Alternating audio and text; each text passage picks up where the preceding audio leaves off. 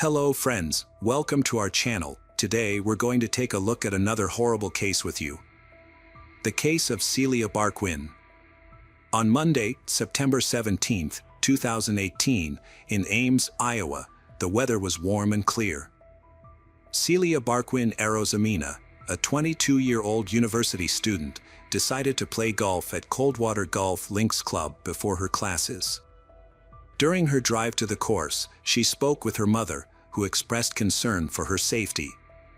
Despite her confidence, Celia's day took a devastating turn.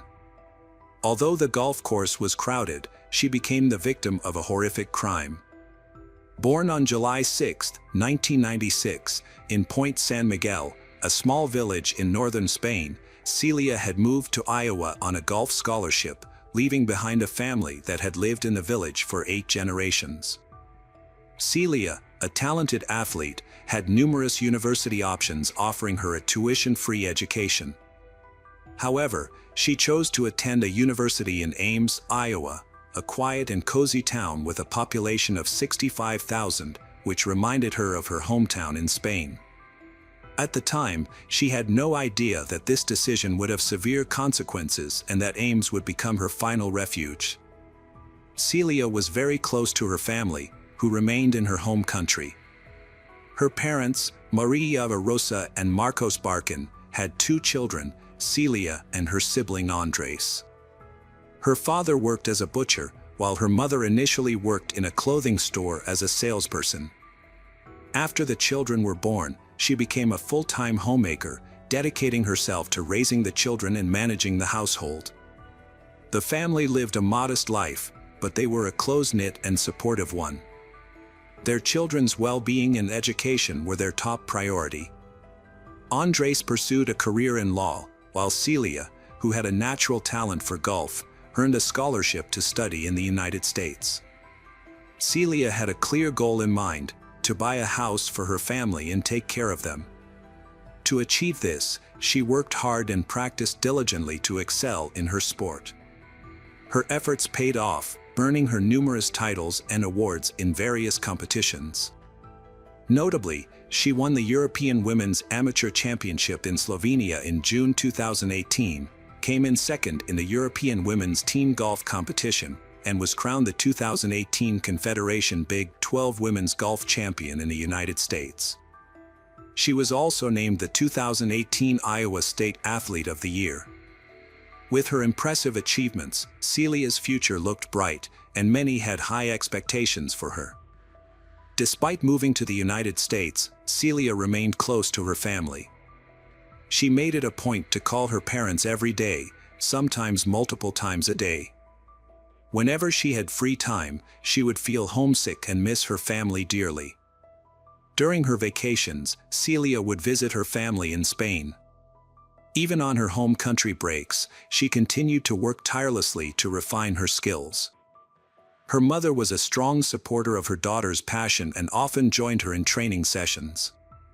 Celia had a comfortable life in Iowa, where she lived with her boyfriend, Carlos Nigri Nablas, in a rented apartment. Their relationship had an interesting backstory.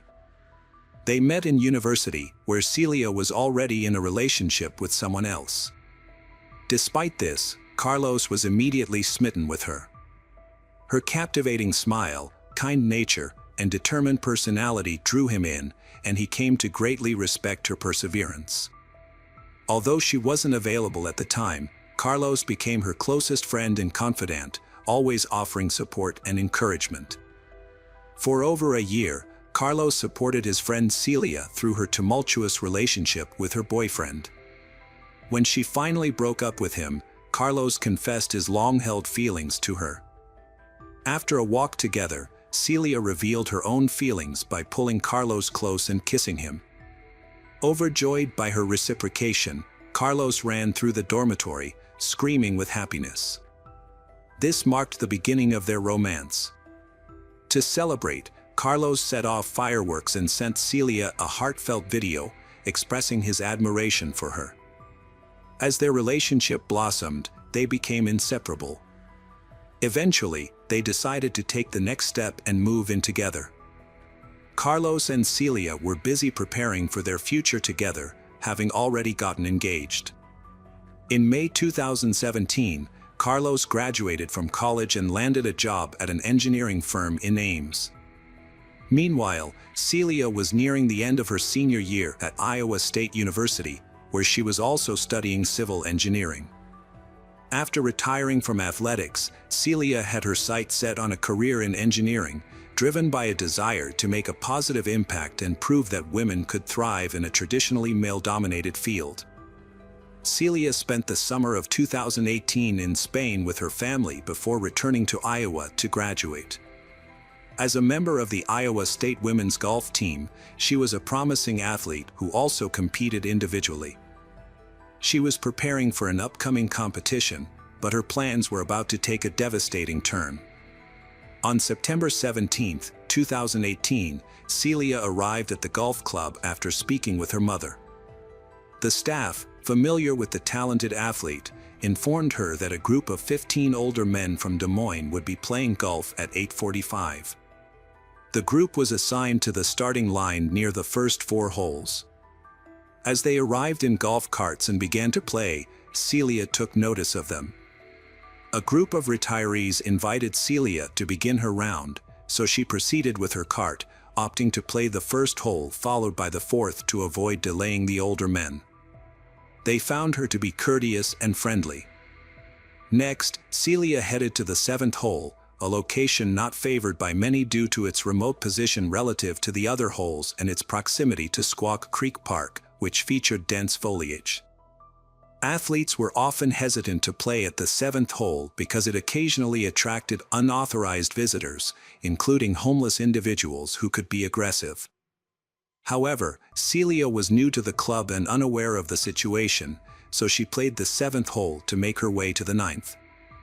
The route involved crossing a bridge on a broad path before navigating a wooded section, a place one coach described as eerily similar to the atmosphere of Sleepy Hollow. At 10:30 a.m., a group of 15 people made their way to the area where Celia's belongings were left. To their surprise, her cart was still there, but Celia was nowhere to be found. The group decided to investigate further as they found it unusual that she didn't reappear after 10 minutes. As they approached her cart, they discovered some of Celia's belongings scattered on the field, including her t-shirt and baseball cap, while her phone remained on the cart. It appeared that some items had fallen out of her pocket, but it was unclear why her t-shirt was on the ground and why she had left her phone behind. After searching the surrounding area, the group couldn't find any sign of Celia. They immediately alerted the club management to report their disturbing findings. A group of people reported that a young, blonde girl had been playing golf at the course earlier, but she was now nowhere to be found, and her belongings were still on the ground. Upon investigation, staff realized that she was Celia, the reigning European golf champion. A search was launched, and less than 30 minutes later, a body was spotted floating in a pond near the 9th hole. This discovery prompted the staff to call the police immediately. Upon recovering the body from the water, police officers identified the victim as Celia Barquin. An autopsy revealed that she had suffered multiple stab wounds to her neck and torso. A search dog was brought in and quickly picked up a scent, leading the police to a tent in a wooded area of Squaw Creek Park.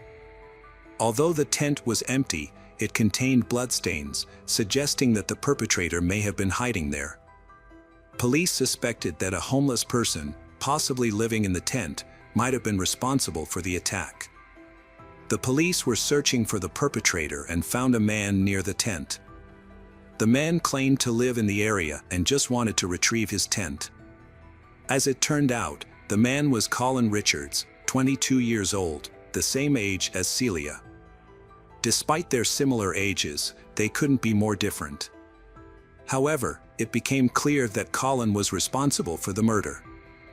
Physical evidence incriminated him. His face was badly scratched, and his black backpack contained bloody clothes, including a t-shirt and shorts. The clothes indicated that he had recently changed out of his blood-soaked garments and into clean ones. The police dogs also picked up his scent. Additionally, Colin had a severe gash on his left arm that was bleeding. Although he tried to hide the injury and conceal his arm from the officers, his efforts only added to their suspicions. Colin Richards was arrested by police in connection with the crime. According to his account, he was at a friend's house before the police arrived. Two male friends had driven him to the park to collect his tent, and it was there that he encountered the police. Collins denied any involvement in the crime and claimed he had never met the victim, Celia. He explained the scratches on his face by saying he had scratched himself on branches while walking through a wooded area. Colin had a history with the police, having struggled with substance abuse, alcoholism, and mental health issues. He had become homeless after being released from prison 3 months prior to the murder, having served a 7-month sentence for burglary. Colin had a history of run-ins with the law, having been convicted multiple times for similar offenses. His troubled past began in his teenage years, and he grew up in a dysfunctional family. Detectives interviewed 3 acquaintances of Colin's, including a homeless man with whom he shared a tent. 2 other men gave Colin a ride from his home to the park. The homeowner allowed Colin to clean up and change his clothes, as he was disheveled and covered in mud, blood, sand, and water. After washing up and changing, Colin left with his bloody clothes in a backpack, intending to return to the park to retrieve his tent before leaving the area. The men described Colin's behavior that day as unusual, extremely nervous, and hurried. He didn't explain why he was in such a rush, only mentioning that he had cut himself and soiled his clothes. One of the homeless men who lived with Colin in the park revealed that Colin always carried a serrated knife, which he used for personal protection. The day before the murder, Colin had confided in this friend about having a desire to rape and kill someone, but the friend didn't take him seriously. Colin was immediately charged with first-degree murder after her body was discovered. The investigators believed that the crime was premeditated, meaning Colin had planned it ahead of time and was actively looking for a victim on the day of the murder. The judge set Colin's bail at $5 million, but since he couldn't afford it, he remained in custody until his trial. Meanwhile, Celia's family in Spain was growing increasingly worried because they hadn't heard from her. Despite numerous attempts by the police and aims to reach them, it was too late at night in Spain and no one was available to receive the devastating news. Eventually, the coach was forced to make the heartbreaking call to Celia's parents, informing them that their daughter had been brutally murdered. A serrated knife was discovered in a wooded area, bearing the fingerprints and DNA of Colin, as well as the blood of the deceased. Additionally, skin particles from Colin were found under the victim's fingernails, indicating that the scratches on his body were inflicted by the victim during a struggle, not by branches. Initially, Colin denied any involvement in the crime, but later, faced with overwhelming evidence, he confessed to the attack. He claimed that he had been under the influence of substances on the day of the incident and was not thinking clearly. Colin stated that he had been walking in the woods when he came across a young girl, Celia, who was alone in the area. He targeted her, having never seen or known her before, and subjected her to a violent attack. The death penalty was abolished in Iowa in 1965, so the maximum sentence Colin faced was life imprisonment without parole. During the trial, Colin's family shared details about his life. His parents were not married and did not live together when he was born. For the first 10 years of his life, Colin lived with his father, who raised him in a strict and often neglectful manner. His father would frequently leave him alone at night to go to the bar, and it was actually his grandparents who provided Colin with care and support. When Colin was 10, his mother, who had since married another man and had 2 more children, gained custody of him. The family moved to the countryside, seeking a more peaceful environment. However, their household was still marked by strict discipline. Colin's room was extremely tidy, leading his family to jokingly suggest that he would be well suited for a career in the military. Collins started out as a diligent student, but as he entered his teenage years, he began to follow in the footsteps of his father, a heavy drinker. Despite his father's attempts to set him straight, Collins' behavior worsened, leading to his expulsion from the family home at the age of 15. Without a stable support system, Collins fell in with a bad crowd, dropped out of school, and became addicted to substances. At 18, Collins was involved with a girlfriend significantly older than him. However, their relationship turned violent, and he was arrested for domestic abuse in May 2015. He was found guilty and served a 60-day jail sentence. On another occasion, Collins was accused of shoplifting and responded by threatening to return and carry out a violent act. Despite his downward spiral, those around him seemed to ignore his problems. Over the next 2 years following the domestic violence incident, Collins had multiple run-ins with the law, being arrested for various offenses such as theft, harassment, and attempted burglary. In an attempt to address his behavioral issues, he was ordered to take intervention courses, but these efforts were unsuccessful. In November 2017, Collins began serving a 2-year sentence at Mount Pleasant Correctional Facility for burglary in violating his probation. However, due to the facility being over capacity, he was paroled in June 2018 after only serving 7 months of his sentence, despite exhibiting disciplinary problems, including engaging in fights with other inmates. Sadly, Collins went on to commit a heinous crime just 3 months later, killing Celia.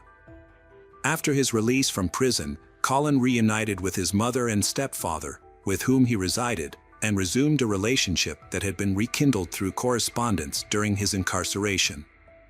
Collins' parents gave him a chance to start anew, trusting that he would stay away from illicit substances and old friends with a bad influence. However, he broke this promise just 2 weeks later and was subsequently kicked out of his home. With nowhere to go, Collins traveled to Ames, a city an hour away, where he initially sought refuge in the local homeless shelter. Unfortunately, the shelter was full, and he had to find alternative accommodations. Collins' mother helped him out by purchasing a tent, which became his temporary home. However, his presence in Ames soon caught the attention of the local police department. On June 29, Collins was arrested for public intoxication. Later, on August 11, police received a complaint from a Target store about Collins and another homeless man camping in the store's parking lot. After being chased away, they men relocated to Squaw Creek Park, where they could camp without disturbing others. There is a discrepancy between Collins' account and the police's statement regarding his camping in the park. Collins claims that the police allowed him to camp there, but the police representatives deny this and assert that overnight camping in the park is prohibited. They also claim that Collins was not given permission to camp and that he was breaking the law if he did so. On September 8, Collins' mother and stepfather visited him in Ames to celebrate his 22nd birthday. During their time together, they took him out to dinner and did his laundry.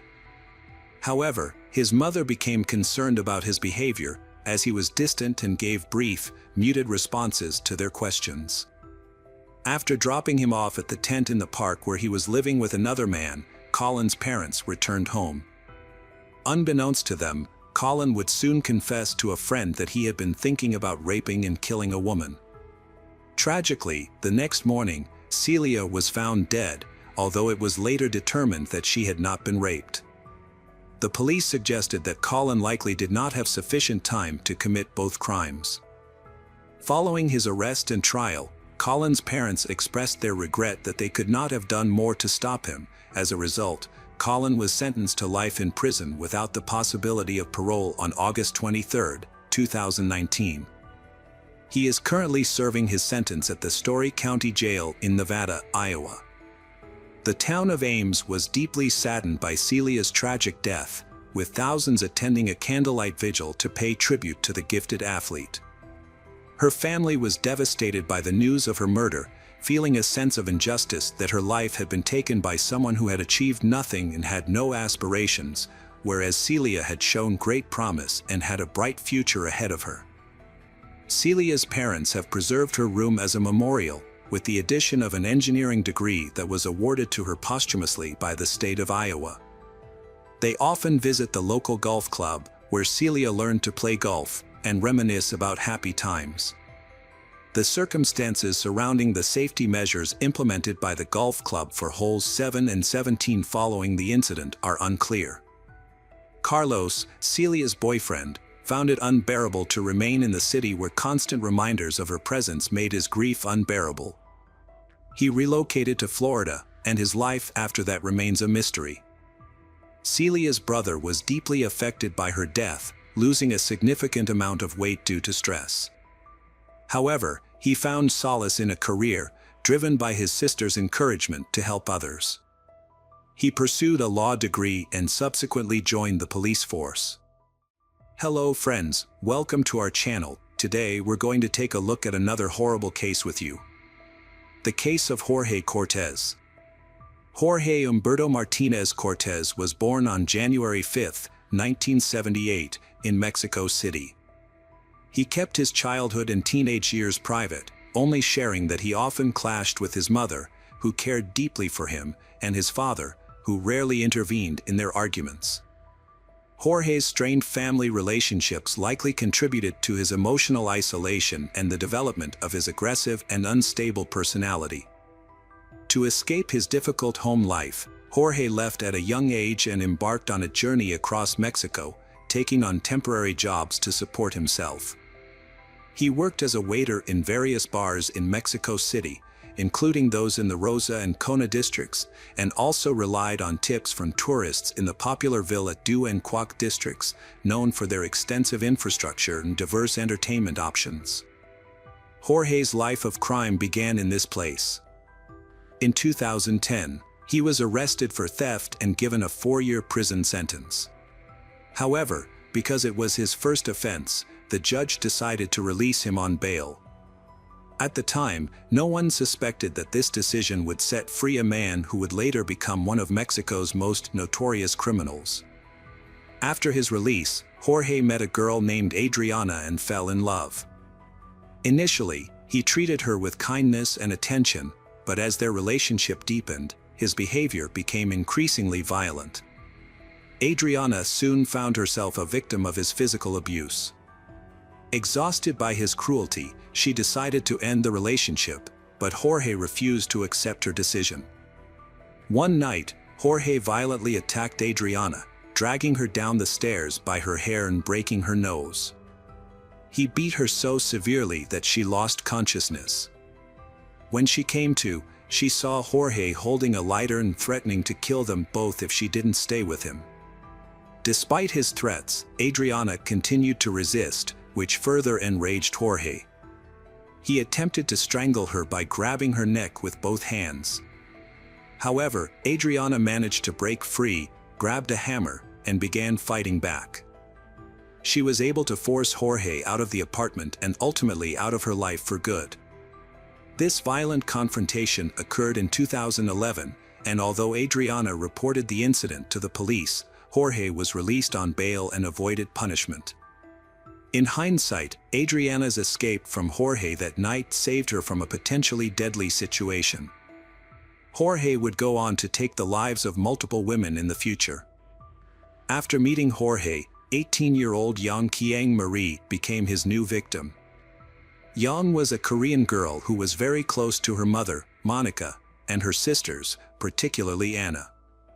Anna was a lively and athletic young woman who balanced her studies in psychology with a part-time job at a restaurant. Yang met Jorge at one of the bars where he worked, and they were immediately drawn to each other. After a brief courtship, they started dating, but their relationship was marked by violence. Despite their frequent arguments, they stayed together. When Young turned 19, she decided to declare her independence from her family and move to the city with Jorge. However, this change only made their problems worse. Jorge's behavior became increasingly controlling and abusive. He constantly monitored Yang's activities, calling her every hour at work and restricting her interactions with friends. As a result, Yang felt trapped and realized she was a victim of domestic violence. However, she hid the truth from others, including her family, to avoid causing them concern. Only a few close people, including her sister Anna and some friends, knew about the situation. Despite her family's warnings and advice to leave Jorge, Yang struggled to break free. She attempted to leave him multiple times but always returned, held back by her own fears and vulnerabilities. During this time, Yang underwent a significant transformation, changing from a happy and lively person to someone who was depressed and willing to do anything to please Jorge. The relationship continued to deteriorate, becoming increasingly toxic and damaging to Yang's well-being. Yang's relationship with Jorge was marked by violent outbursts.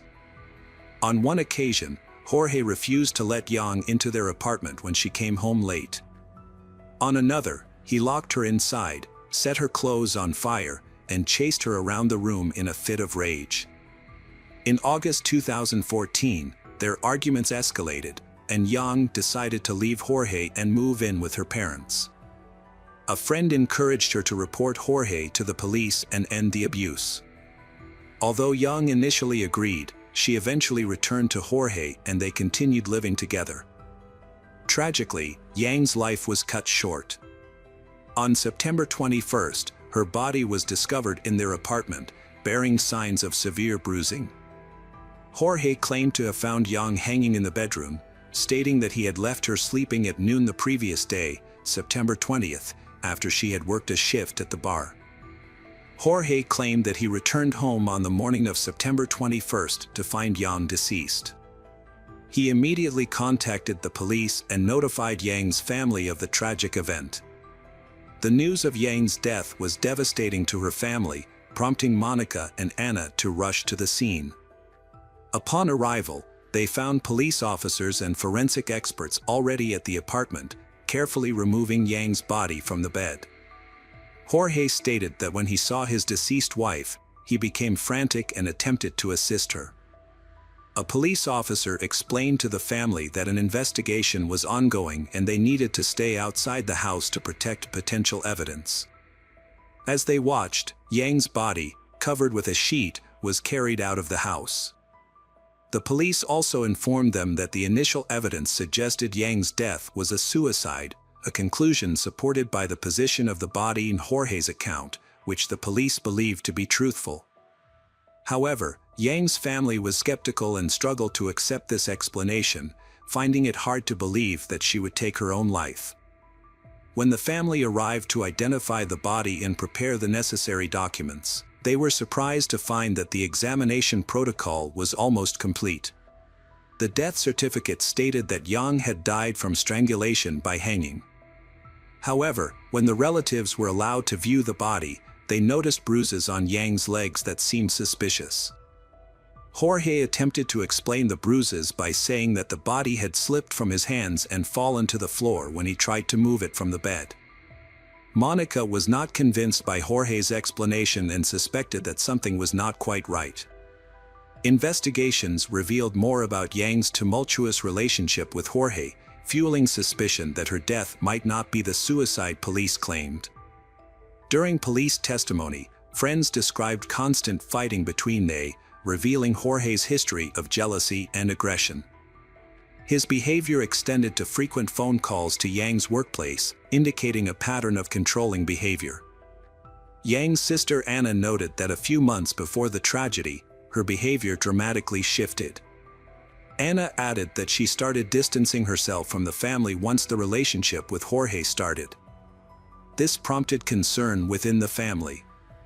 Despite growing concerns about Jorge's unstable behavior and doubts about the official explanation, the police were quick to dismiss theories and rushed to close the case. Experts at the Katok morgue recommended cremating Yang's body, which meant that further forensic investigation would not be possible. Yang's mother was deeply suspicious of Jorge's involvement in her daughter's death, but she eventually agreed to the cremation due to pressure from her family, thereby giving up the chance to gather evidence to support her suspicions. Jorge did not attend the funeral, but he got a tattoo of a broken heart, supposedly to show his grief. However, he also cut off all contact with Yang's family. Yang's death had a devastating impact on her family, especially her mother, Monica. The overwhelming pain of losing her daughter, combined with feelings of loneliness and despair, led Monica to develop an addiction to alcohol and smoking. Monica was devastated when her daughter Yang passed away suddenly. Despite her overwhelming grief, Monica refused to accept the initial explanation of Yang's death, finding it contradictory to her daughter's outgoing and life-loving nature. Unsettled by details like the bruises on Yang's body and the lack of evidence supporting the claimed manner of death, Monica's instincts told her there was more to the story. To get answers, Monica launched her own investigation into the case. Monica acquired security footage from her daughter's home, revealing her son-in-law Jorge was the last person to see Yang alive. With the help of a private attorney and forensic pathologist, Monica reviewed Yang's final days. An unexpected development led to a shocking explanation, revealing a deeply seated scandal and a misclassified homicide. Monica's determination uncovered hidden details, ultimately revealing the truth behind Yang's death. The detective completely rejected the initial account of Yang's death, presenting conclusive evidence that proved she was murdered. Further investigation revealed several discrepancies with the original autopsy. There were no signs of hanging on Yang's body, but her neck showed signs of strangulation, and a scarf had been used to make it appear as though she had hanged herself. Bruises on her hands and fingernails suggested she had tried to fight back. The medical examiner confirmed that any competent expert would have reached the same conclusion. This raises serious questions. Why did the police ignore these facts, and why did the family receive a false report about their daughter's death? Monica's relentless pursuit of truth led her to conduct a 7-month investigation, uncovering a series of disturbing failures and incompetence by law enforcement agencies. Her research revealed that Yang had previously reported violence by Jorge to the police, but her cries for help were ignored.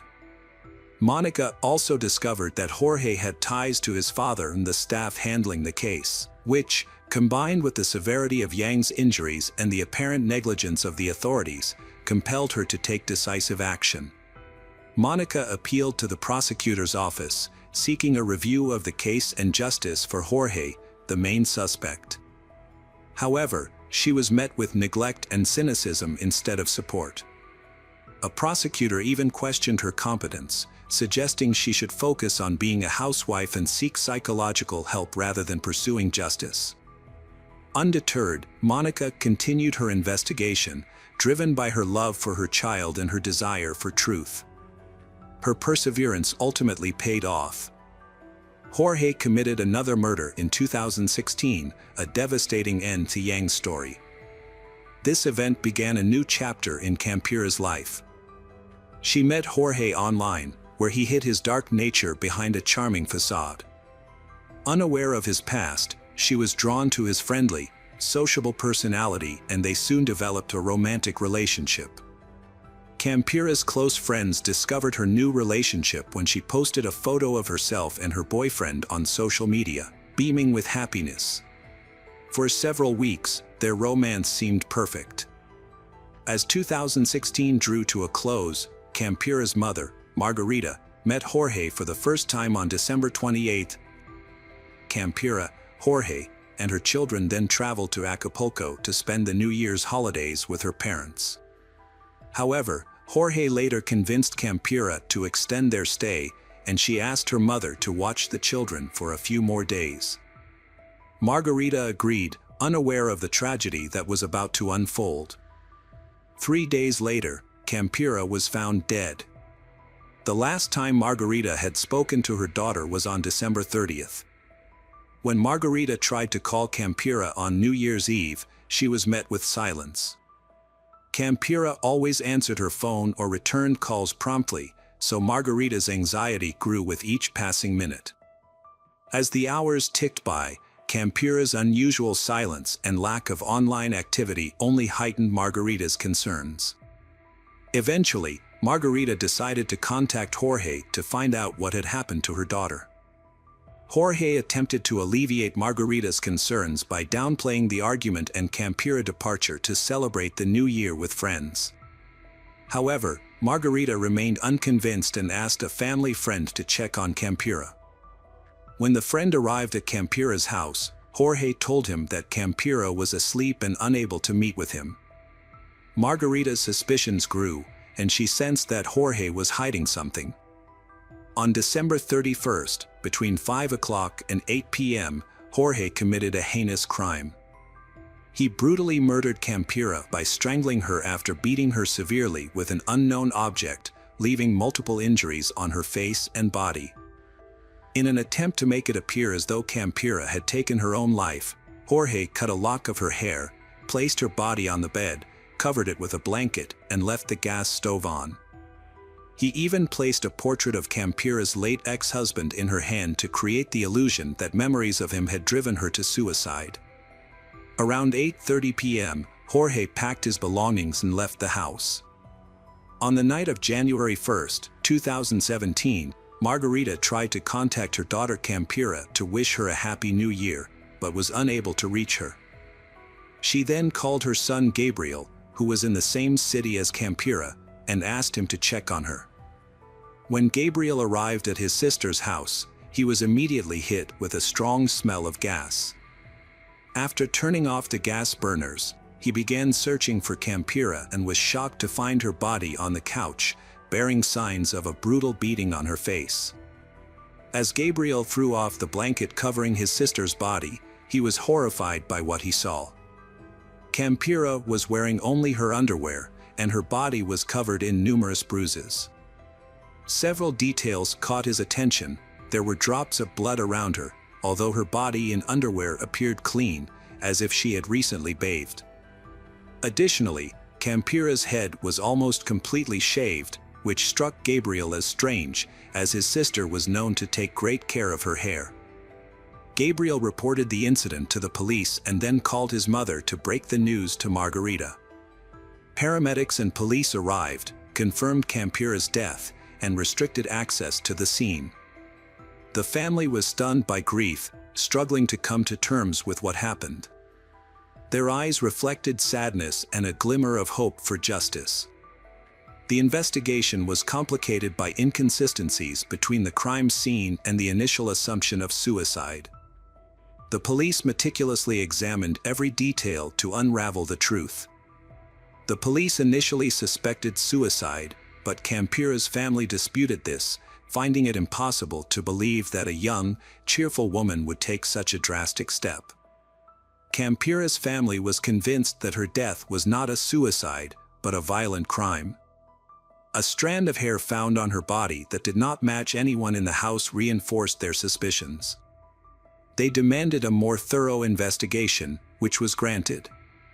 A second forensic examination confirmed their fears, revealing that Campira was strangled and that the suicide scene was staged. The evidence included marks on her trachea and neck, bruises indicating a beating, and the absence of a strand of hair.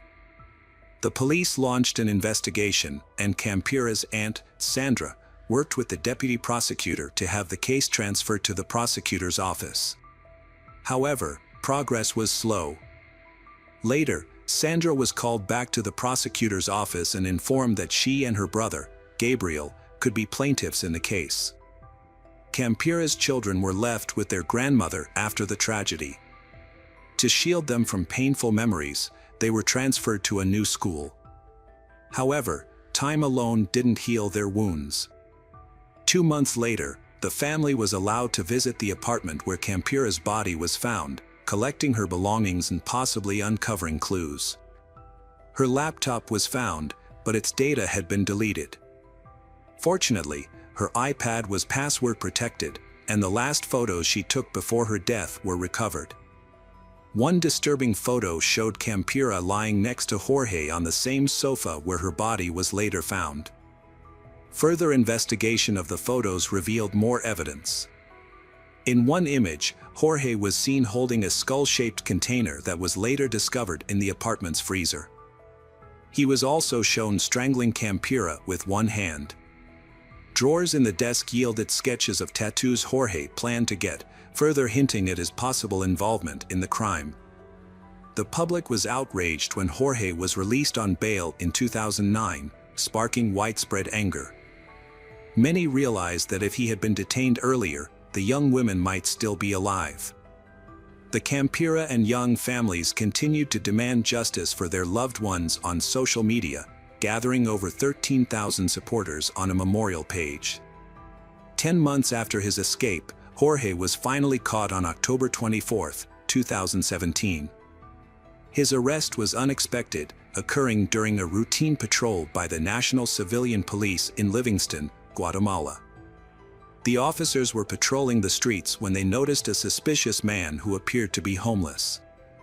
A routine check of his documents and fingerprints revealed a shocking truth: the man was on the international wanted list with a high danger level.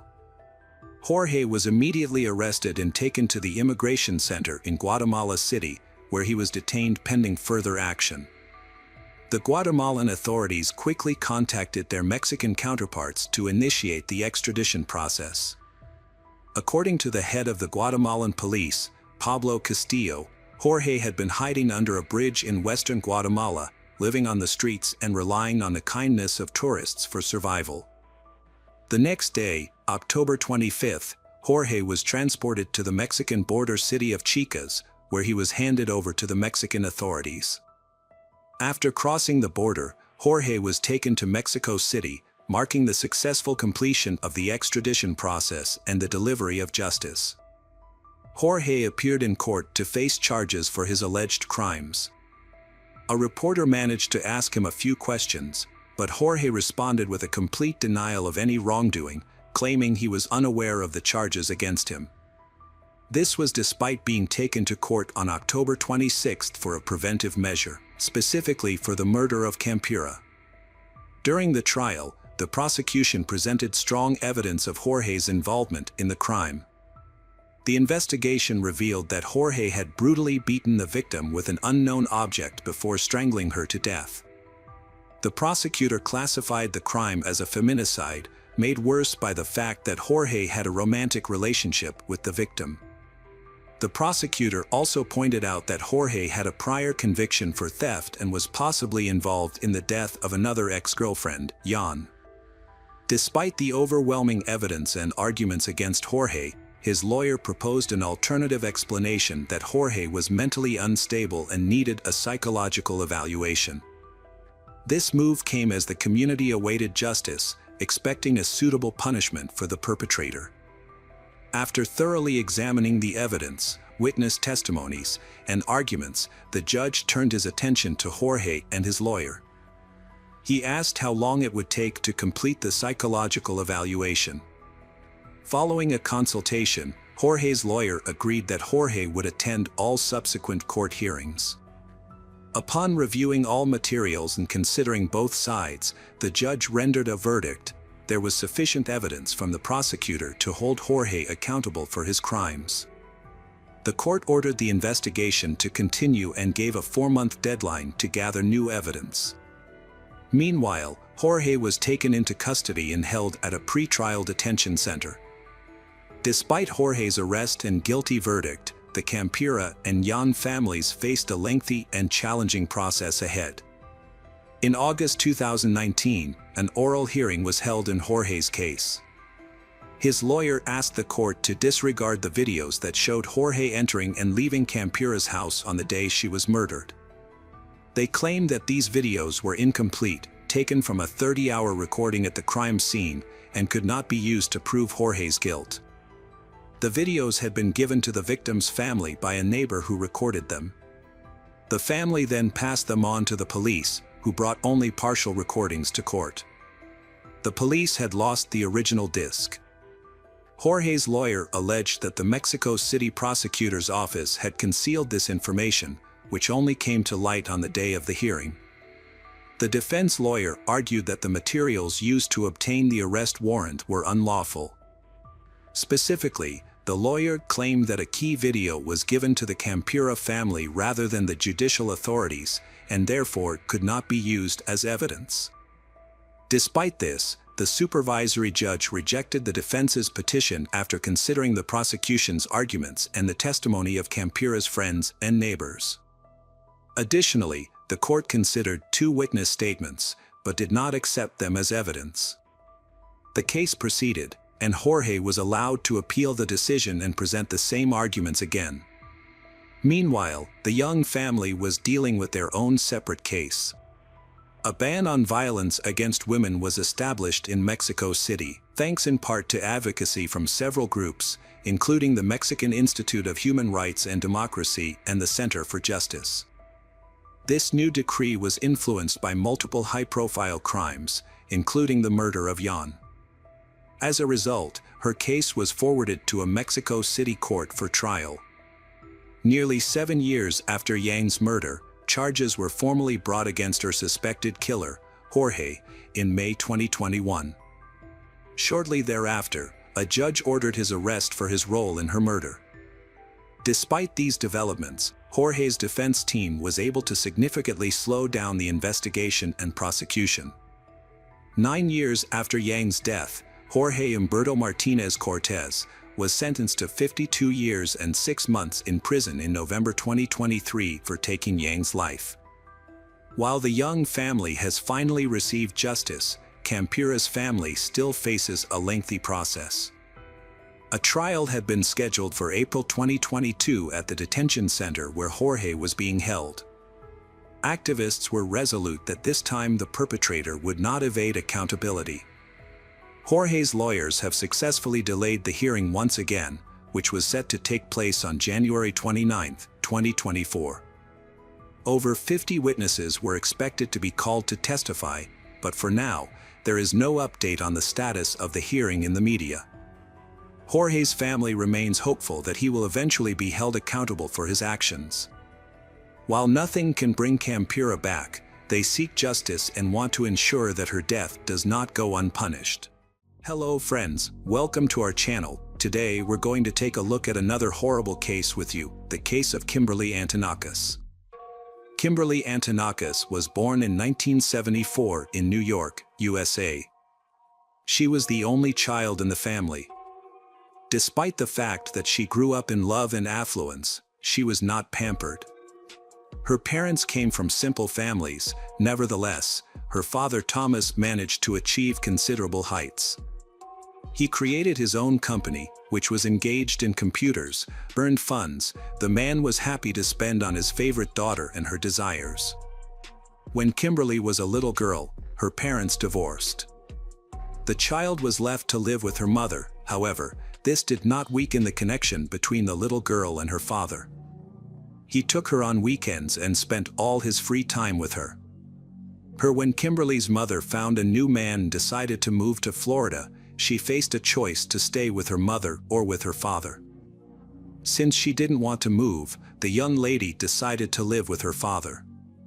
Kimberly was very close to her father and enjoyed living with him. As she grew up, she became a well-behaved, sociable child and eventually a stunning young woman with a radiant smile that always lifted her spirits. She had a great sense of humor and a positive attitude. Kimberly was raised in a sheltered environment, surrounded by love and care, which protected her from the harsh realities of life. As a result, she only saw the good in people and was largely unaware of the darker aspects of life. Unfortunately, her open and kind nature would eventually lead to many sorrows. In 1994, Kimberly enrolled at the College of Staten Island. Shortly after, she told her father that she felt ready to live on her own. Although Mr. Kimberly was worried about her decision, he respected her independence and decided not to oppose it. He promised himself that he would do his best to ensure her safety and well-being in her new living arrangements. Kimberly bought a nice apartment for his daughter, located in a wealthy area of the city, and installed an alarm system to ensure her safety. He also purchased a parking space in the garage across the street so she wouldn't have to park far away. To stay in touch, he provided her with a cell phone and a pager. Kimberly did everything in his power to ensure his daughter's well-being. His concerns for her safety were well-founded, given his wealth and her limited life experience. Kimberly was a diligent student who also worked part-time as an accountant at a reputable firm. She had declined her father's offer to join the family business, opting instead to forge her own path. Kimberly led a typical student life, attending parties and socializing with friends. She declined her father's offers to return home, wanting to maintain independence.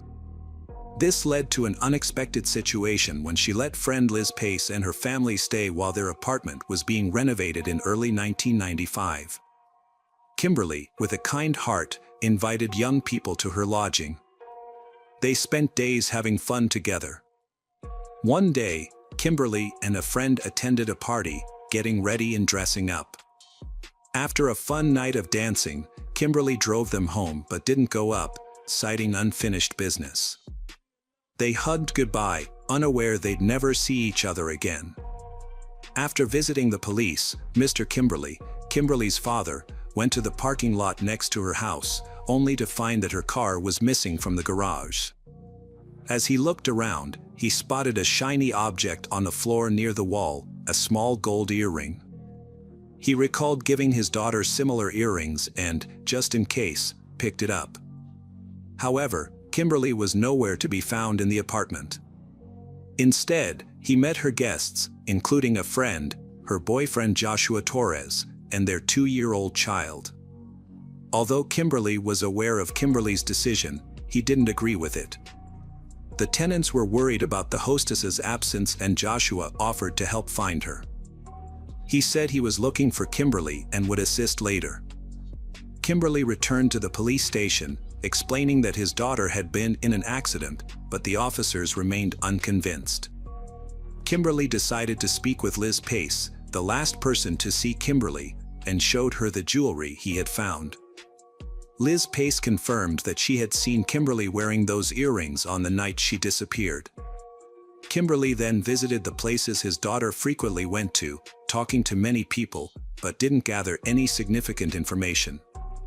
Joshua suggested searching not only for Kimberly but also for her distinctive car. Kimberly went to the police station for the 3rd time, insisting that he wouldn't leave until they began a search. A detective eventually responded to his appeal, agreeing to take on the investigation despite the usual protocol.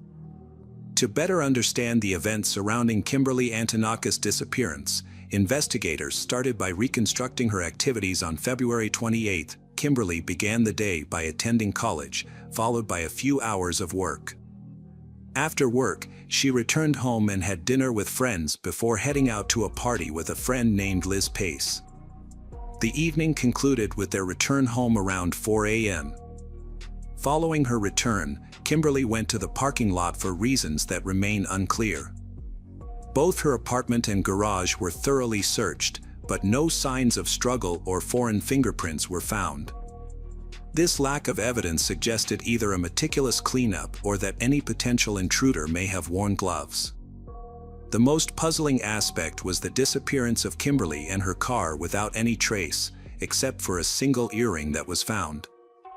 An analysis of Kimberly's bank account revealed that her last transaction occurred the evening before she vanished, ruling out the possibility that she had run away from home. Based on the evidence, detectives hypothesized that Kimberly was likely kidnapped. The investigation expanded to include additional police officers. Due to the lack of concrete leads, law enforcement considered information from a psychic. Witness interviews began with Liz Pace and Joshua. They revealed 65 calls were made from Kimberly's landline on March 1st. Joshua explained he made these calls to locate Kimberly, who was like a little sister to him.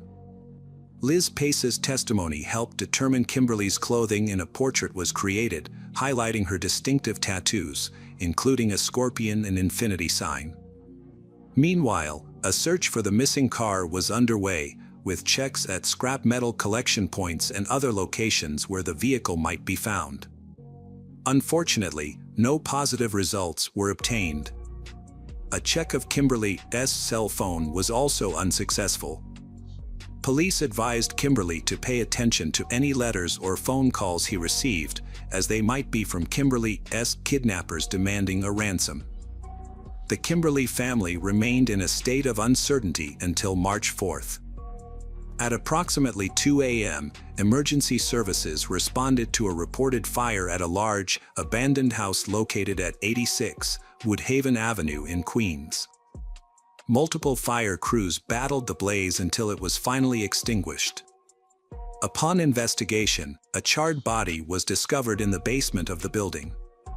Further analysis by forensic experts revealed the deceased was a woman between 20 to 25 years old, with remnants of long, black hair still intact. There were also signs of tape and evidence that her legs had been bound, with her hands tied behind her back. The most disturbing aspect, however, was that she was alive at the time of the fire, as indicated by the presence of smoke in her lungs. Detectives initially suspected that the body might belong to Kimberly, a missing person. To confirm the identity, dental records were required. Meanwhile, an inspection of the ashes and the air revealed the scent of gasoline, strongly suggesting that the fire had been intentionally set to destroy evidence of a serious crime. Despite the absence of other evidence, the charred body remained, and upon closer examination, specialists found tattoos matching the description of the missing woman. The records from the dental clinic supported the investigation's suspicions, leading to the discovery of Kimberly Antonakis's body. As more details emerged, an eyewitness came forward who often walked his dog in the area. The dog had been acting strangely in the days prior to the fire, appearing nervous and barking at the house for no apparent reason. It wasn't until after the fire and the discovery of the body that the cause of the dog's behavior became clear. She had attempted to escape and called for help, but her cries went unheard by humans. However, the dog's acute hearing allowed it to detect the sounds coming from the basement, explaining its unusual behavior. When questioned by officers, the homeowner revealed that he had visited the building multiple times in recent days. He was trying to sell the house and would regularly check on its condition, collect mail, and pick up receipts. However, he only inspected the house from the outside and never went into the basement. The homeowner claimed he never heard any suspicious noises, and if he had, he would have investigated. Investigators decided to re-question Joshua, as they had some reservations about him. They also found it strangely coincidental that his name started with the letter J. This time, Joshua mentioned a person he hadn't been able to contact the day Kimberly went missing, a young man nicknamed Psycho, a Russian national who had previously dated Kimberly. The detectives looked into this new information and discovered that the Russian had moved to the US with his parents at a young age. As he grew older, he became involved with a gang and had a history of breaking the law. This led to the identification of the first suspect, who was soon taken into custody. During interrogation, Psycho was informed of his former lover's death, but his reaction shocked the detectives. The young man not only denied involvement in the crime, but he also showed genuine emotional distress. Investigators took him to the crime scene to observe his behavior, and it became clear to everyone that they had the wrong person in custody. Later, his alibi was confirmed, leaving the investigation at a standstill once again. The victim's family sought the psychic's help again. This time, she claimed to have seen 4 people involved in the crime. According to her, the kidnappers had initially intended to establish communication but failed. The kidnapping didn't seem to have been planned with a tragic outcome. The psychic concluded that new information would emerge soon. A couple of days later, Mr. Kimberly, hoping to gather some leads, announced a $10,000 reward for information that could help catch the perpetrator. Mr. Kimberly couldn't shake off the psychic's words. He pondered the psychic's statement about the kidnappers wanting to make contact. What could that mean, and what had prevented them from doing so? Upon returning home, he sat at the table and stared at his phone for a while. He suddenly recalled a minor detail from the day Kimberly went missing. He had listened to all the answering machine recordings as he had been expecting his girl to contact him. However, there were no messages, except for 2 blank ones with complete silence. He initially thought it was a technical issue or a problem with the connection. But it later became clear that this was not the case. 5 days after her body was found, the police located her car in a quiet area of town, not far from where her body was discovered. The investigators were hoping to find fingerprints in the car, but it had been thoroughly cleaned. The only evidence they found was her hair and a second earring in the passenger compartment. Although it seemed like a breakthrough, it didn't lead anywhere. Kimberly, her father, was linked to a local mob hit due to his wealth and success. However, detectives found no evidence to support the rumors. Kimberly, grieving the loss of his daughter, denied any involvement and was found to conduct his business openly and honestly. In July 1995, a burglary suspect was arrested at a New York City residence. Surprisingly, he shared information about the Kimberly case. The suspect claimed an acquaintance told him that his friends had kidnapped and killed she by burning her. Upon hearing the unidentified man's name, the officers pieced together the crime. The man in question was Joshua Torres, Kimberly's roommate who had participated in the search for her. Detectives took a closer look at the young man, calling him in for further questioning. Although he denied any involvement in the crime, a lengthy conversation revealed a potentially incriminating statement. He mentioned that if he were the kidnapper, he would have fed the victim Kimberly. This statement raised suspicions since there had been no public mention of the victim's hunger, thirst, or cold, and not even her father was aware of these details. To strengthen their case, investigators examined the suspect's past, finding a criminal record and a pattern of obsessive behavior. He was jobless and financially dependent on his roommate, caring for her child, which gave him unmonitored time to plan the crime. Knowing Kimberly's daily routine allowed him to abduct her and hide her in a vacant house. It was unclear why no ransom demands were made. Analyzing the suspect's calls revealed he lied about contacting Kimberly's acquaintances. The dialed numbers belonged to random individuals with no connection to Kimberly. Suspicious messages on his pager further implicated the suspect, Joshua. He had long been a suspect in the eyes of detectives, and they finally gathered enough evidence to arrest him. During the interrogation, they informed him that Kimberly's ex-boyfriend was no longer considered a suspect. Pressed for more information, Torres revealed that he suspected his friends of being responsible for her murder. Torres claimed that he thought his friends only intended to kidnap Kimberly for ransom and then release her unharmed. He admitted to being an accessory to the kidnapping but maintained that he did not think his friends would resort to violence. According to Torres, the plan was to demand a ransom and then let Kimberly go, but things did not go as planned. The kidnappers became frustrated when their ransom demands were met with silence from Mr. Kimberly. Unbeknownst to them, their calls had been answered by Kimberly's father, and a ransom message had even been recorded.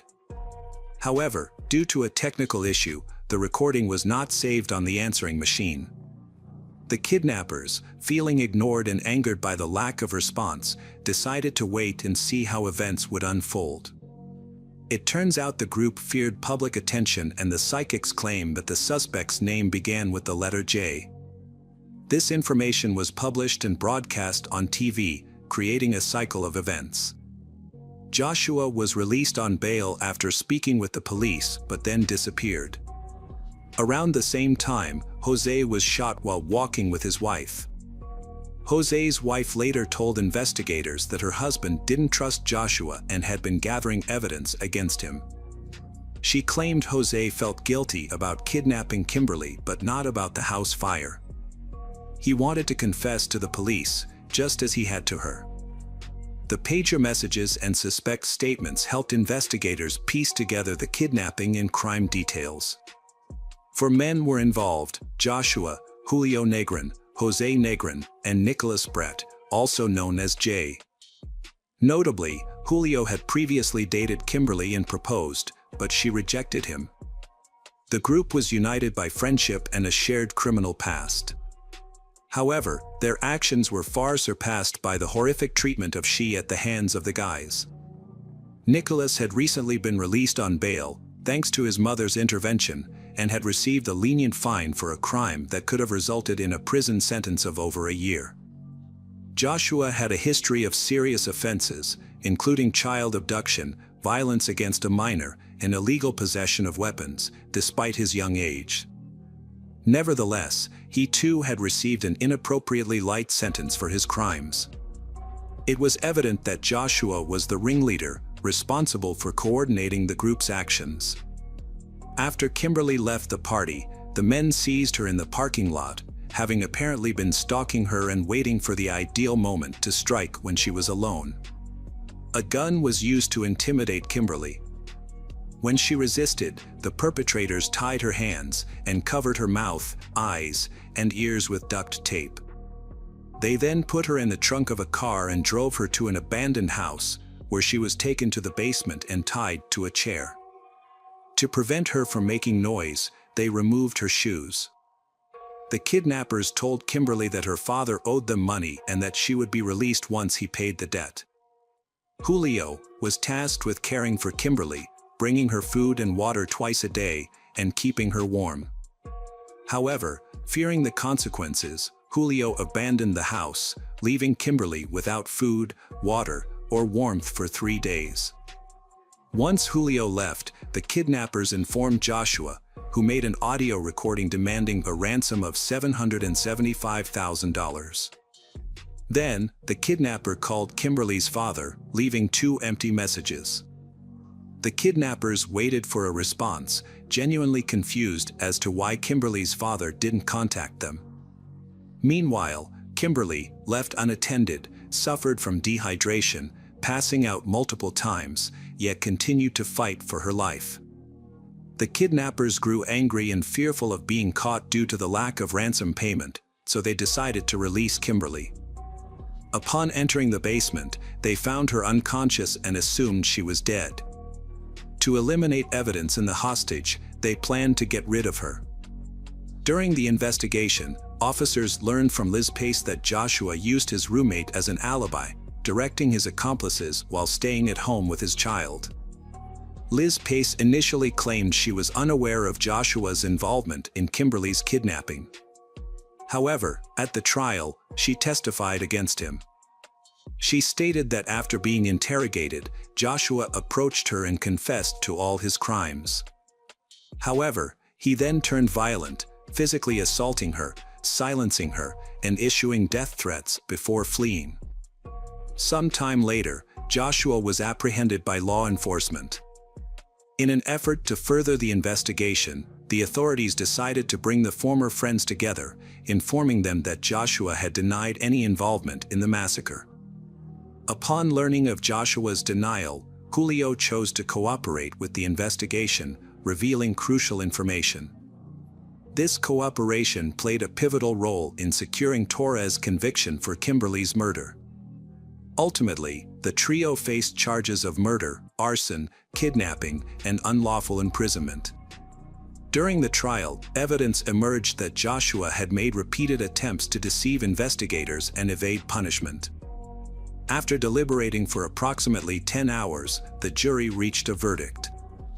Joshua Torres was sentenced to 58 years in prison.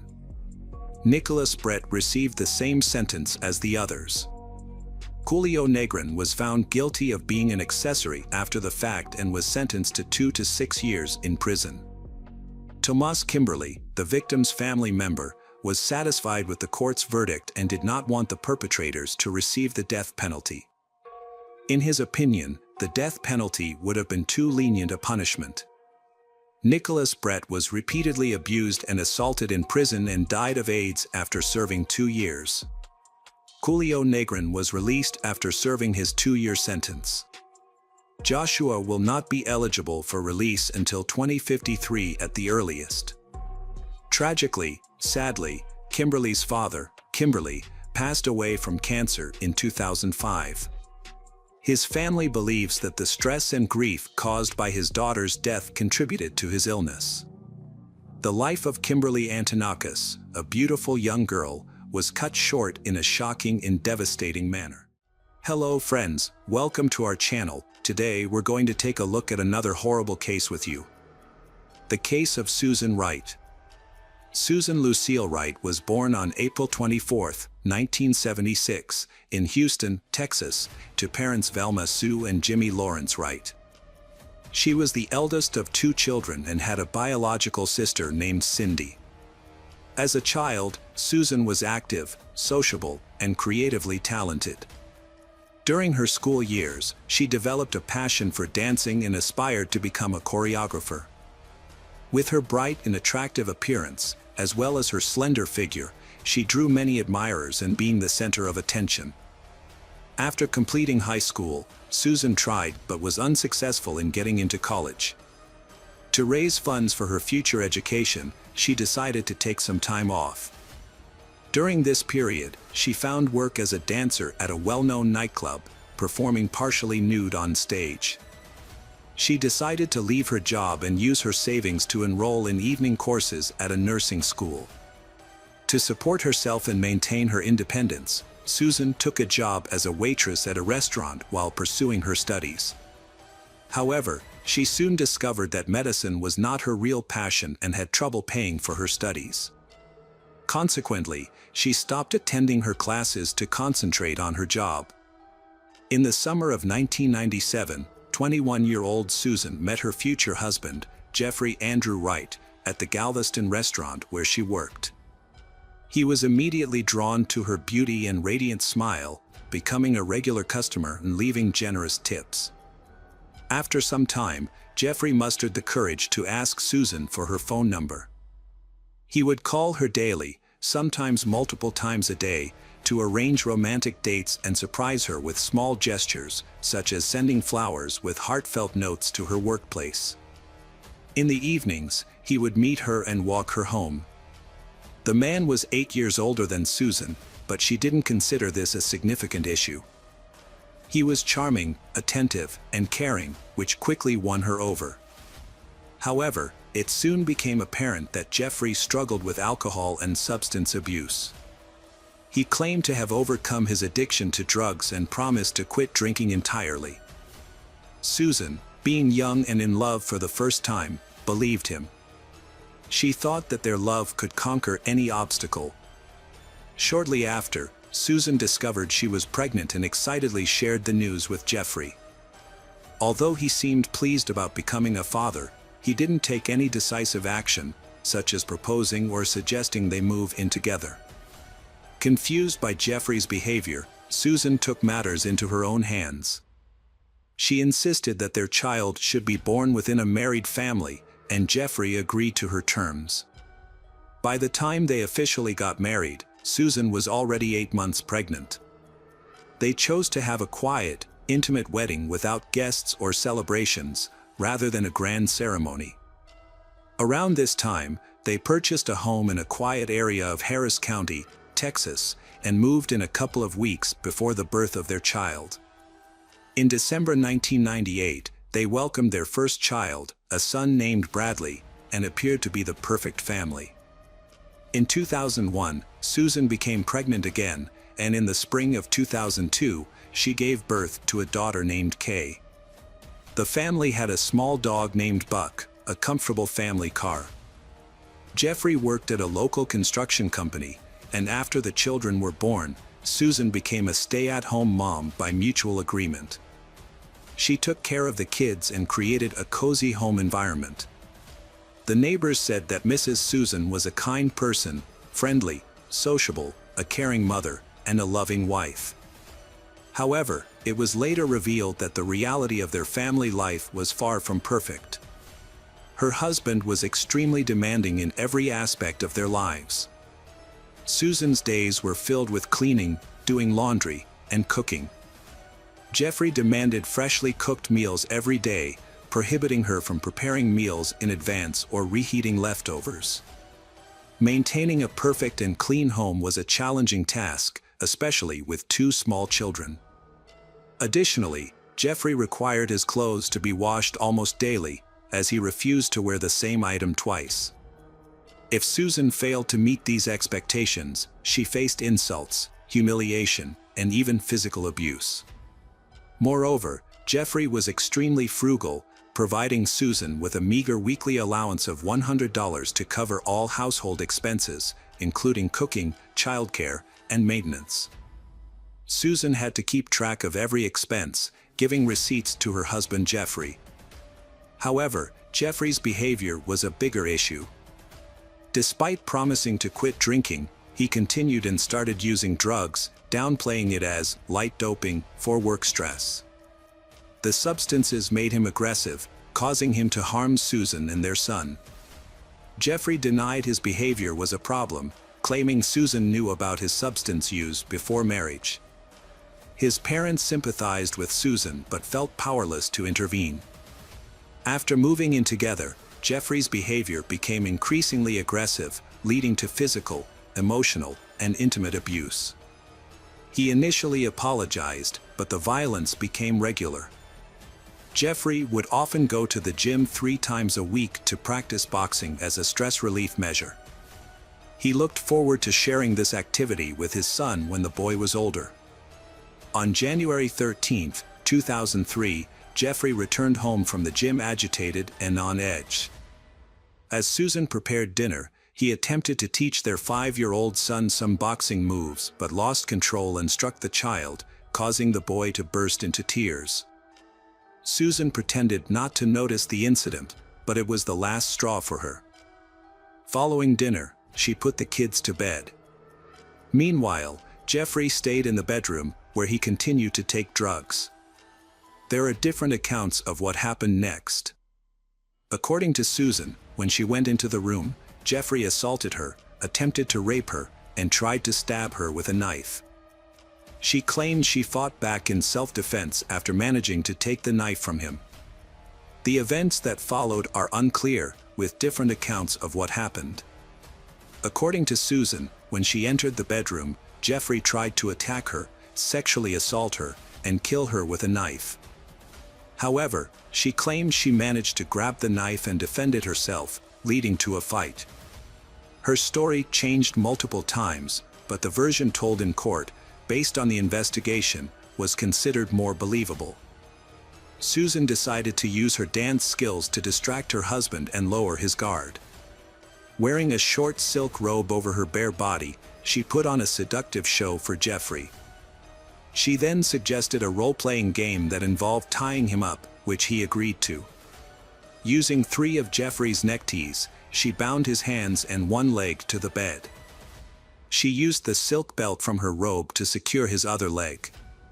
With Jeffrey immobilized, Susan created a makeshift gag using her underwear, pretending it was part of the intimate game. To set the mood, she lit candles and turned off the lights. Jeffrey was tied to the bed with a gag in his mouth, unable to move or speak. The room was dimly lit. Jeffrey poured hot wax from a candle onto Jeffrey's chest, which was painful but initially seemed like part of a game they were playing. However, when she poured wax onto his genital area, the pain became unbearable. Jeffrey tried to free himself and scream, but he couldn't. His wife, Susan, took a small sharp knife from the kitchen and began stabbing him repeatedly, starting at his groin and moving up his body, slashing his genitals, legs, abdomen, chest, arms, neck, and face. She began slowly, expressing her grievances with each stab, recounting the insults, humiliations, and abuse she had suffered. As she continued, Susan began to cry and stab faster. Experts later counted 193 shallow knife wounds on Jeffrey's body. Most of these wounds were not fatal, and Jeffrey was conscious for most of the ordeal. Susan's actions suggested she was in a state of extreme emotional distress. Her lawyers argued that she was in a state of affect, unable to stop even when Jeffrey showed no signs of life. She had not considered what she would do next or how she would handle the body. Shallow grave in the backyard. She sat next to her husband's body on the floor for hours. Eventually, she looked around the blood-covered bedroom and knew she had to act before dawn. She carefully checked outside through the window, ensuring the coast was clear. Her gaze landed on a shallow pit in the backyard that Jeffrey had dug for a fountain over the weekend. A plan formed instantly. This pit would become her despised husband's grave. To move the body, Susan used a garden wheelbarrow. This raised questions for investigators, as a petite woman was able to single-handedly lift and transport a man twice her weight out of the house. Suspicions of an accomplice arose but were never confirmed. Under the cover of darkness, Susan discreetly relocated the body to the pit and covered it with a thin layer of soil.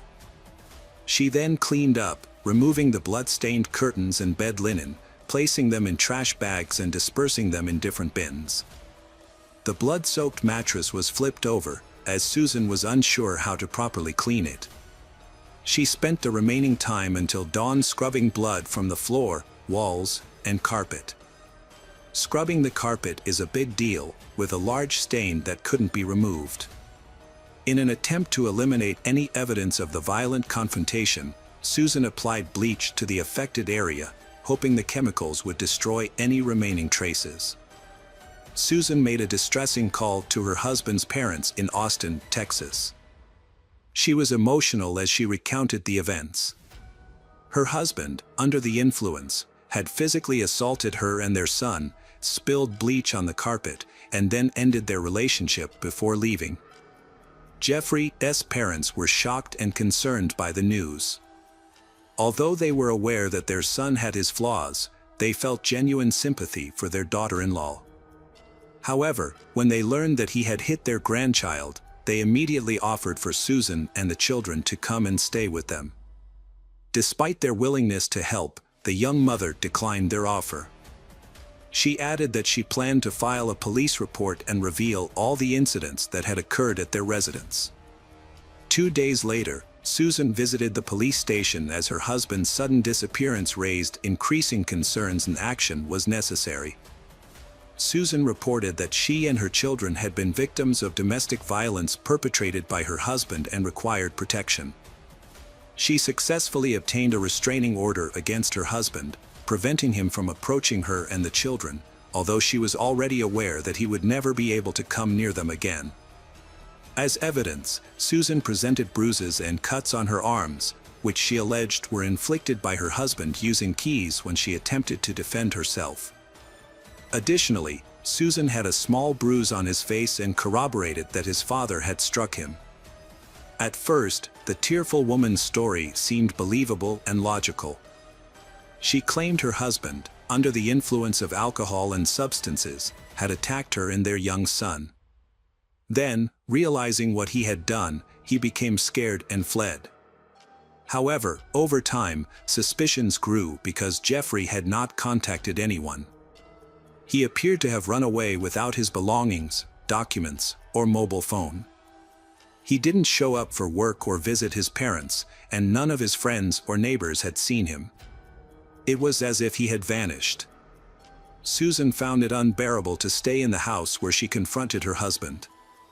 She couldn't shake the feeling he was still alive and would rise for revenge.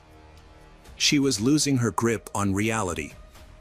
Even their dog Buck sensed it, constantly barking and trying to dig up the yard where Jeffrey was buried. On January 17th, Susan went to her mother's house with her children. When her mother saw her daughter in person, she fully realized the severity of the situation.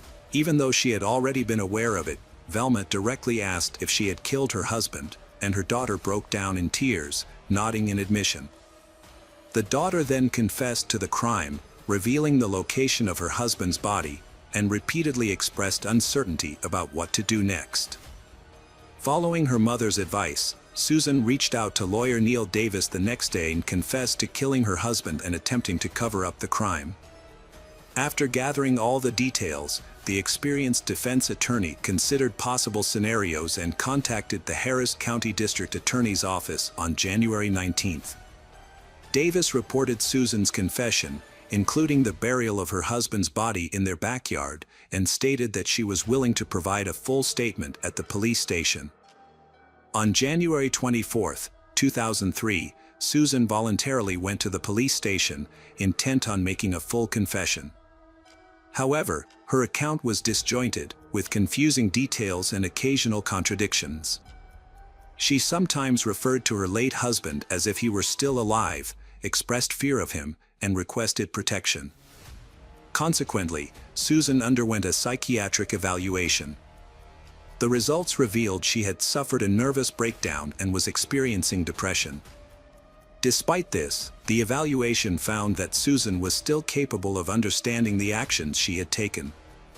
When investigators uncovered the remains of Jeffrey from the makeshift grave in the backyard, they were shocked by the brutality of the scene, having never encountered. Experts counted a total of 193 knife wounds on the victim's body, distributed across various areas, including the groin, legs, shoulders, arms, abdominal area, chest, neck, and face. The majority of these wounds were superficial, meaning they were not life-threatening on their own. However, one head wound was severe enough to have caused death. The large number of superficial wounds suggests that the victim endured a prolonged and agonizing death, likely while still conscious, as his wife repeatedly stabbed him with a small knife. The victim's wrists and ankles showed deep marks from the ties and belt used to bind him. These injuries indicated that the victim had attempted to free himself but was unsuccessful. The ties and belt were still on the body when it was found. Additionally, there were traces of candle wax on the victim's chest and groin area. Susan claimed that the candle wax was an accident, resulting from her husband knocking over a lit candle. However, the prosecution argued that the hot wax was more likely used as a form of torture to inflict suffering on the bound victim. Furthermore, the victim's mouth contained his wife's underwear, which acted as a gag to prevent him from screaming or calling for help. Toxicological tests showed the deceased had alcohol and several controlled substances in his system, which could have led to aggressive and irrational behavior. Initially, the bedroom where the confrontation occurred seemed normal, except for a large bleach stain on the carpet. However, upon closer inspection using special chemical agents and equipment, it became clear that Susan had spent considerable time cleaning up the scene. Once wiped away blood traces were revealed, the true extent of the violence became apparent. Blood was found throughout the room, including on the ceiling, and the mattress was saturated with it. The trial began in late February 2004, with Susan having already spent a year in custody. Her children were being cared for by her parents and sister Cindy. Her lawyer was well prepared, having worked extensively with Susan to build her case. During the trial, Susan frequently broke down in tears as she recounted the events of that horrific night and the abuse she suffered leading up to it. She claimed to have endured years of cruelty and violence at the hands of her husband. The defendant, Susan, claimed that on the evening of the incident, her husband returned home from training in an agitated state. He began demonstrating boxing techniques to their 5-year-old son, Bradley, and said the boy would also take up boxing. When Bradley refused, his father hit him in the face. Susan put the children to bed and then tried to have a serious talk with her husband, urging him to seek help at a clinic. However, he became angry, grabbed his keys, and tried to leave. Susan attempted to stop him, which led to a struggle that caused injuries to her palms and wrists. According to Susan, her husband then struck her, causing her to fall and momentarily lose her bearings. After regaining composure, Susan saw her husband Jeffrey holding a knife, but her testimony became inconsistent. Her lawyer argued she was in a state of affect, leading her to seize the knife and strike Jeffrey. Susan claimed she secured him to a cart with ties and a belt after the confrontation, and candle wax accidentally landed on his body. However, the defendant had no explanation for why her underwear was found in the victim's mouth. In contrast, the prosecution presented a more convincing and logical case. Expert testimony revealed that the victim's wrist and ankle wounds were inflicted before death, likely as part of a ruse to restrain the victim. This also provided a plausible explanation for the gag in the victim's mouth. Additionally, the angle of the injuries suggested that the perpetrator was positioned on top of the victim rather than struggling with him, which would have resulted in different injury patterns. All the cuts on the victim were inflicted from the front, indicating that the attack occurred while he was lying on his back, unable to move. It was unclear whether Susan had planned her husband's murder in advance and intentionally used the pit he dug for a fountain as a makeshift grave. Prosecutors, however, suspected that she had carefully orchestrated the crime, motivated by the potential insurance payout. The case drew widespread media attention, with Susan being labeled the blue-eyed butcher or blonde meat grinder by the press. Jeffrey's family demanded the harshest possible sentence, while many of their neighbors felt sorry for Susan, recalling instances where she had bruises that she attributed to her own clumsiness, but which may have been signs of physical abuse. Prosecutors initially sought a life sentence for Susan, but later reduced their request to 45 years in prison. In March 2004, she was found guilty and sentenced to 25 years. She showed no emotion when the judge delivered the verdict, appearing detached from the proceedings. A year later, her lawyer's attempt to appeal the decision was rejected. In 2008, Susan and her defense team filed another appeal, which was influenced by new testimony from a previously unknown witness. Misty McKell, wife of former NFL champion Steve McKell, was a key witness. She had a lengthy relationship with Jeffrey Wright in the mid-1990s and was briefly engaged to him. However, she suffered physical abuse, humiliation, and cruel treatment from Jeffrey, leading her to end the engagement and cut ties. Following this new information in Jeffrey's testimony, Susan's prison sentence was reduced to 20 years. She became eligible for parole in 2014 at age 38 but was denied. A second denial followed in July 2017. After 16 years in prison, Susan Wright was released in the winter of 2020 at age 44. She was met by reporters and photographers, causing her to break down in tears and ask to be left alone. Her trial received extensive media coverage, including a broadcast on Court TV. Hello friends, welcome to our channel. Today we're going to take a look at another horrible case with you, the case of Channin Starbuck. Channin Starbuck, a 42-year-old woman, was born on April 19, 1969, in Anderson, Indiana, as the youngest child with two older brothers. Her parents eventually divorced and started new families, resulting in additional siblings for Channin. On December 3, 2011, Channin was discovered on the floor of her bedroom, positioned in a suggestive manner.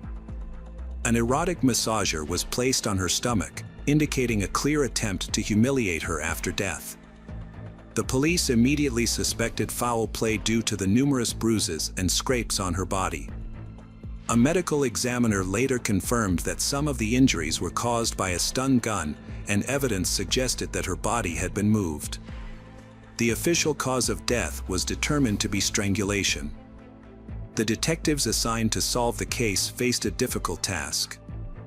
They needed to reconstruct the final hours of Channin's life and identify the perpetrator. Channin, a mother of 5, had been reported missing by her ex-husband, Clay Starbuck, a day before her body was found. Clay, 47, had alerted the authorities that he had been unable to contact Channin since December 1 at approximately 3 p.m. Channin sent a text to her daughter, saying she couldn't pick up the kids from school because she wasn't feeling well. She asked them to wait for their father, claiming she had already informed him of the change in plans. However, his phone was turned off, so he didn't know what was going on. The younger siblings, Marshall and Serena, were tired and hungry, so 15-year-old Logan decided to call her older brother Austin for help. She asked him to drive them to their father's house, which was just a couple of blocks away. When they arrived, Austin said he couldn't reach their mother either. He thought maybe she had turned off her phone to rest. Austin put the kids in the car and drove them to their father's house. Clay was surprised to see them but was happy to spend time with his kids. Since the older kids had lived with him after the divorce, and the younger ones had stayed with their mother, Clay decided to enjoy the unexpected visit and didn't contact Shannon. This wasn't the first time something like this had happened with her. Clay expected to see Shannon at the school basketball game that evening, but she didn't show up. The next day, December 2nd, Clay took the kids to school and then went to Shannon's house. The front door was locked, and the blinds were closed. Since he didn't have a spare key, he couldn't get in. Clay sent a message saying that if Shannon didn't show up by 7 p.m., he would contact the police. After waiting until the agreed time, Clay went to the police station to report Shannon Starbuck's disappearance. 2 sheriff's deputies visited her address but found nothing suspicious, so they returned to the station.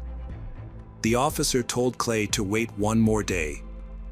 If he still hadn't heard from Shannon after that, he should return to the station. The next day, Clay returned to the police station, and it was then that he discovered he wasn't the only one looking for Shannon. A friend and her mother had also reported being unable to contact her, which was unusual for Shannon. This new information prompted the police to take the case more seriously. It had been 48 hours since Shannon's disappearance, and several people were worried about her. The police visited Shannon's home again. Upon entering the residence, they found no signs of forced entry or robbery. Initially, everything appeared to be in order. However, when they entered Shannon's bedroom, they discovered the disturbing truth. Shannon Starbuck's disappearance was a result of a brutal murder. In her room, investigators found an unmade bed with a blanket nearby, but the sheet was missing and the mattress cover had red stains. Her cell phone and diary were on the dresser. Forensic experts examined the room for fingerprints, finding 12 latent prints on the massager box and bathroom mirror, while some surfaces had been wiped clean.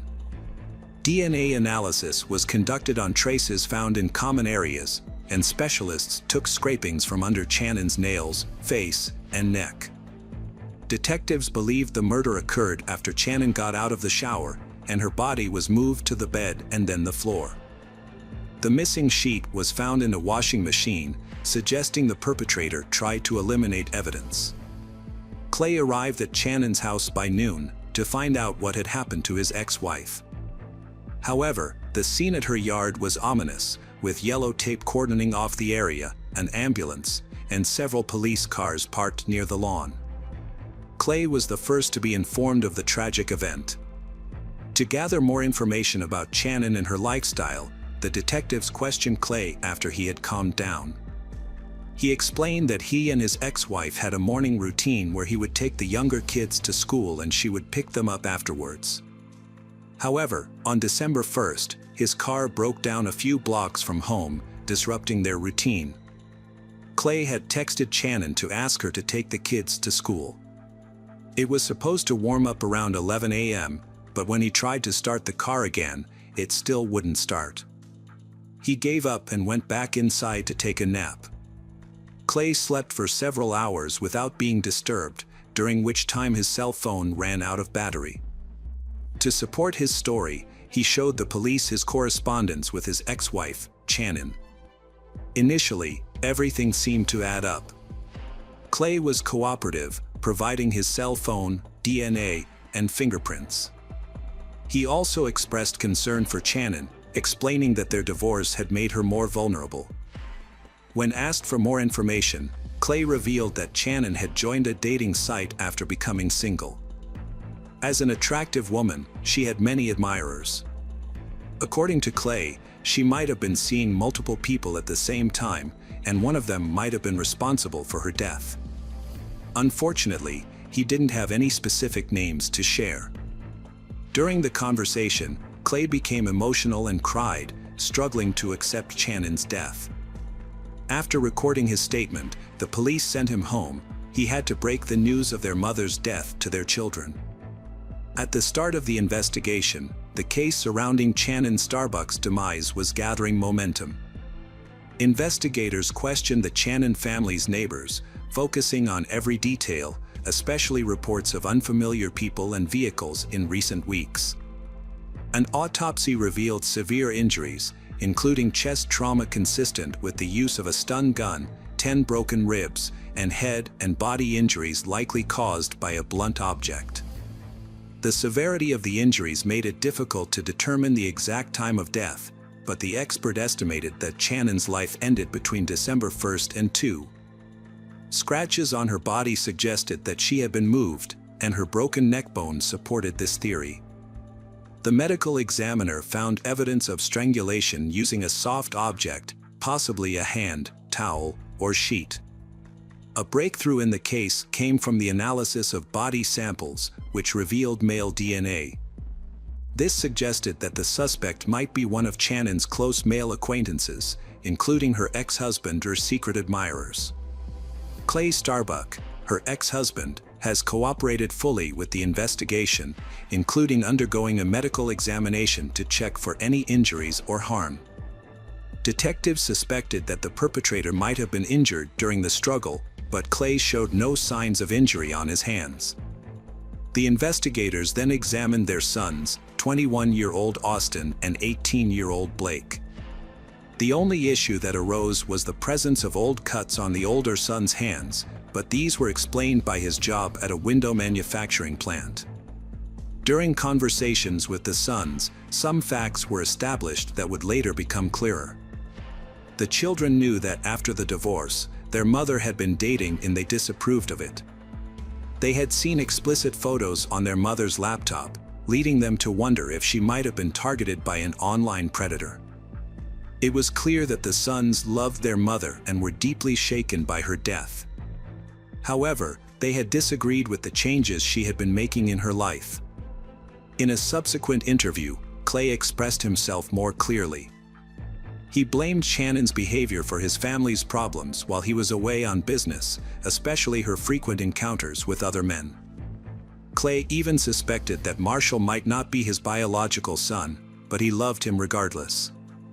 Clay believed that after their relationship ended, Shannon started to indulge excessively and not appropriately for her age. He disapproved of her dropping off the kids at his place when she went on dates. By this point, investigators had not only spoken to Clay and the children but also interviewed Shannon's relatives and friends. The detectives developed a more comprehensive understanding of the deceased and her family. Shannon had always dreamed of having a big, loving family. Growing up, she was a kind and modest person who loved to draw and was very good at it, winning many awards. At 20, she met 25-year-old Clay Starbuck in Florida, where she had moved with her family when she was young. Clay was on vacation from Alaska. They were introduced by friends at a party and hit it off right away. That night, Shannon learned a lot about Clay. He had gone to school in Colorado to learn about diesel mechanics and later worked on the Trans-Alaskan pipeline, which paid well.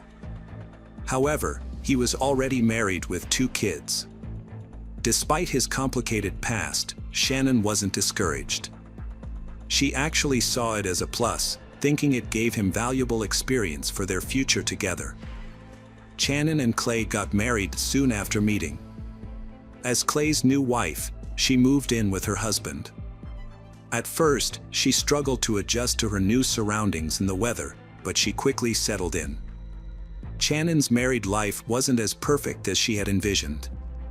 Her husband Clay was often away, leaving her to manage the household by herself. However, her love for him gave her the strength to carry on, knowing that his work shifts would eventually end and he would return to her. In the meantime, she took on the role of mother to his children from his previous marriage and soon gave birth to their own son, Austin, followed by another son, Blake, 3 years later. In 1996, they welcomed a daughter, Logan, who was later diagnosed with autism spectrum disorder. Shannon accepted her daughter's diagnosis with love and care, becoming her closest companion. The family was later completed with the arrival of another daughter, Serena. Shannon devoted herself to her children's well-being, education, and spiritual growth. She was also known for her cooking, crafts, and other hobbies within their community. However, she was so focused on being a caring mother and a loving wife that she didn't realize her husband was having an affair at work. When she discovered his affair, she felt deeply betrayed and shocked. This led her to file for divorce in 2000, marking the beginning of a new chapter in her life. She still had feelings for her ex-husband, so she moved to Arizona to start fresh and ease the pain of their separation. There, she attempted to start a new relationship, but it didn't work out because she realized she still loved her ex, Clay. Clay was also reaching out to her and asking her to come back, claiming he had changed. Believing him, she gave him another chance. In 2001, they had a son named Marshall, their fifth child. However, instead of strengthening their relationship, Marshall's birth created new tensions. Even when they formally remarried in 2006, their relationship remained strained. 6 months later, the family moved to Deer Park, Washington. Clay's work kept him away, leaving Shannon to care for the children and manage the household. She kept her family entertained by organizing outings and parties at home. However, the frequent time spent apart put a strain on her marriage, creating doubts and mistrust that eventually led to a permanent separation in 2010. Crossing into her 40s, Shannon started to rebuild her life with the hope of finding love again. She was determined not to give up or make the same mistakes as before. Even when her ex-husband Clay suffered a serious injury, Shannon chose not to go back to him. However, she still provided him with support and help. In February 2011, Clay quit his job and moved to Deer Park to be closer to his children and Shannon. Although he hoped Shannon would take him back, she didn't feel the same way. She had finally found freedom and was enjoying it. After Clay's surgery, Austin and Blake moved in with him, enjoying more independence from their mother. Shannon started a new chapter, finding a part-time job and enrolling in a dental assistant course to support her family since Clay stopped paying child support due to illness. The children stayed with Clay on Wednesdays and every other weekend. By summer's end, Shannon completed her certification and was ready for her next goal. Shannon Starbuck had been seeking a fresh start, creating a dating profile in hopes of meeting someone special and leaving her past heartache behind. She regretted spending her best years with a man who didn't appreciate her and was capable of deceit. Tragically, her dreams were cut short one December morning when she became Shannon of a heinous crime. Her funeral, held on December 10, 2011, was attended by a large number of people, a testament to her bright and sincere personality. She was laid to rest at a cemetery in Orlando. The investigation into her death was swift, thanks to public attention. Detectives focused on her ex-husband Clay, verifying his alibi for December 1st. His fingerprints didn't match those at the crime scene, so they checked his story against databases and examined Shannon's phone, laptop, and diary for other potential suspects. Detectives thoroughly examined Shannon's mobile phone, leading them to add several individuals to the list of suspects. These men had been in contact with her through a dating site, raising suspicions about their potential involvement. One suspect, Tom Walker, had arranged a date with Shannon for December 5th, just hours before her death.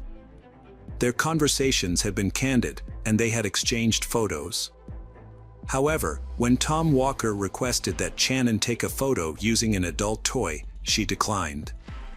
Notably, her body was later discovered in the exact pose that Tom Walker had mentioned.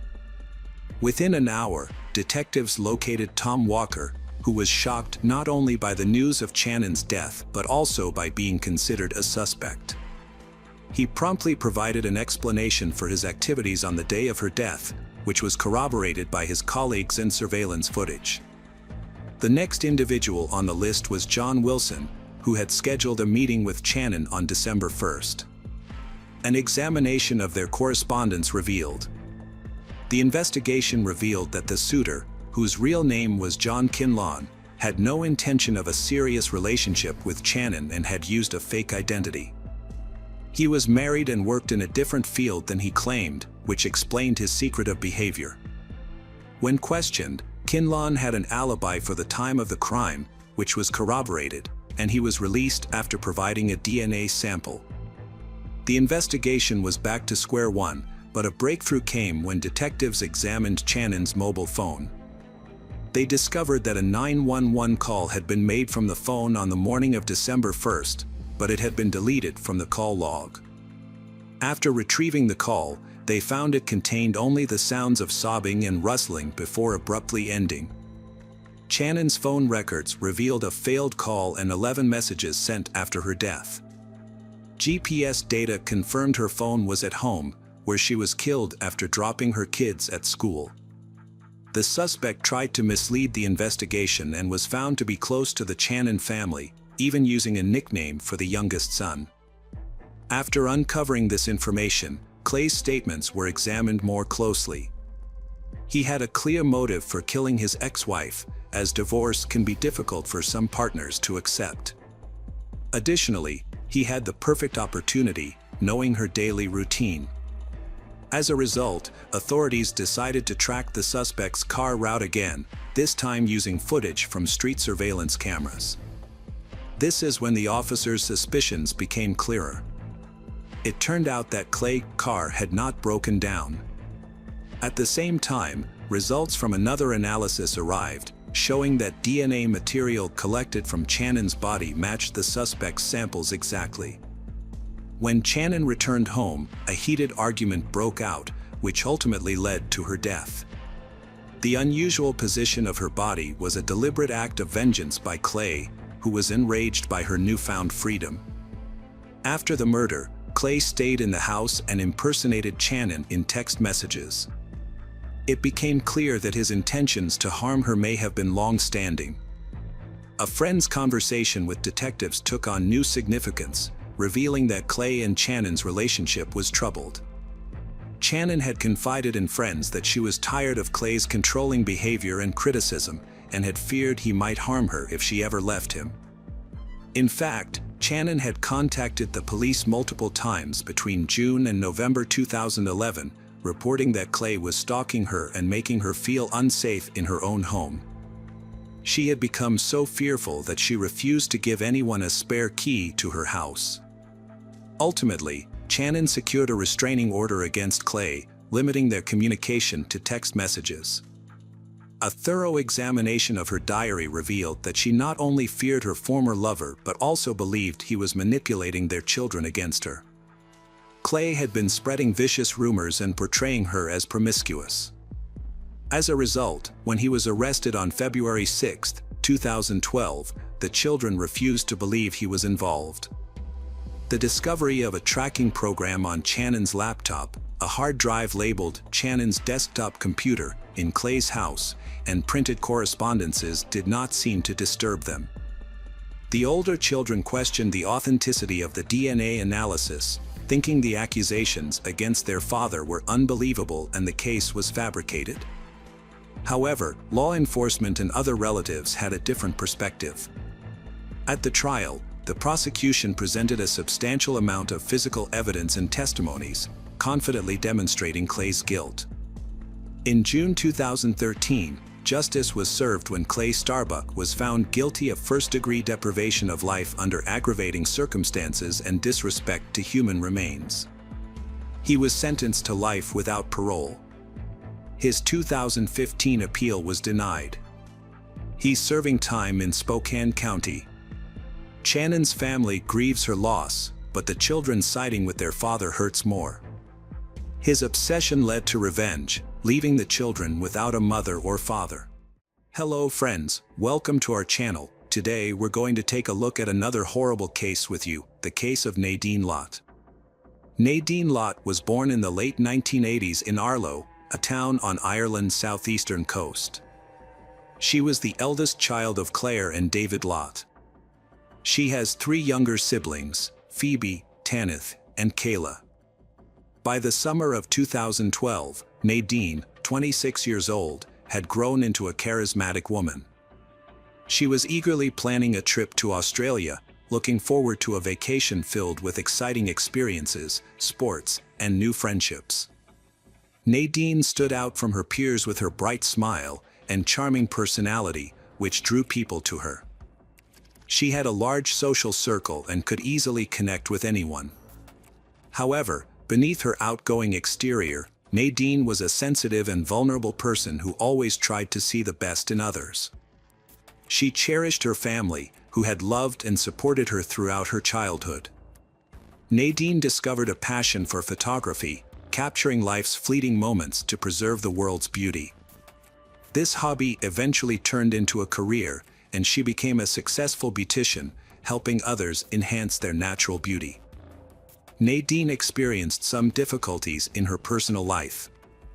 She wasn't eager to settle into a serious relationship, preferring to enjoy her independence and spend time with friends. This desire for freedom led her to take a trip to Australia, where she was attracted by the warm climate, stunning beaches, and exotic landscapes, finding everything fresh and romantic. Nadine met Daniel Murtaugh in Australia, and it was as if they were polar opposites. While Nadine was outgoing and lively, Daniel was quiet and reserved, with piercing eyes and a toned physique that immediately caught her attention. Despite their differences, they felt an instant and inexplicable connection, sharing common interests and a deep sense of intimacy. As they spent more time together, their days were filled with unforgettable experiences and memories. They strolled along stunning beaches, explored the crystal-clear waters, and shared their deepest dreams and secrets. Nadine was captivated by Daniel's surfing skills, and he was drawn to her carefree spirit, genuine nature, and infectious laughter. Their connection grew stronger with each passing day, unencumbered by any barriers or reservations. Daniel, a few years Nadine's senior, hailed from Dayan, a suburb of Dublin, where he worked as a window fitter and lived with his family. Nadine viewed it as a casual fling without any serious commitments. Phoebe was the first to discover Daniel. Shortly after, Claire, the mother, learned about the relationship from her child. Claire quickly suspected that this relationship may not be long-lasting. Nadine's life changed dramatically when she found out she was pregnant with Daniel's baby. A few months later, Daniel attempted to rekindle their relationship and start a family, but it ultimately didn't work out. In November 2013, Nadine gave birth to a baby girl named Kia, but Daniel was noticeably absent during this significant moment. Instead, her sister Phoebe was the one who offered emotional support and remained a constant companion. Phoebe was by Nadine's side during childbirth, took the first photo of mother and daughter, and played a vital role in helping Nadine navigate the challenges of new motherhood. Nadine's pregnancy marked a turning point in her life, as she transitioned into her new role as a mother. Despite the difficulties she faced, Nadine found solace in Phoebe's unwavering support and love. Nadine's story is a poignant reminder of the complexities of love and relationships. Although her relationship with Daniel was unfulfilling and lacked deep emotional connection, Nadine was determined to provide a stable and loving environment for her daughter. But Daniel failed to take responsibility for his actions and showed no interest in being a devoted father, leaving Nadine to raise Kia on her own. Nadine had always tried to provide the best life for her daughter, Kia. In 2016, she wanted to build a home with her loved ones, so she rented a house where everyone could live together as a family.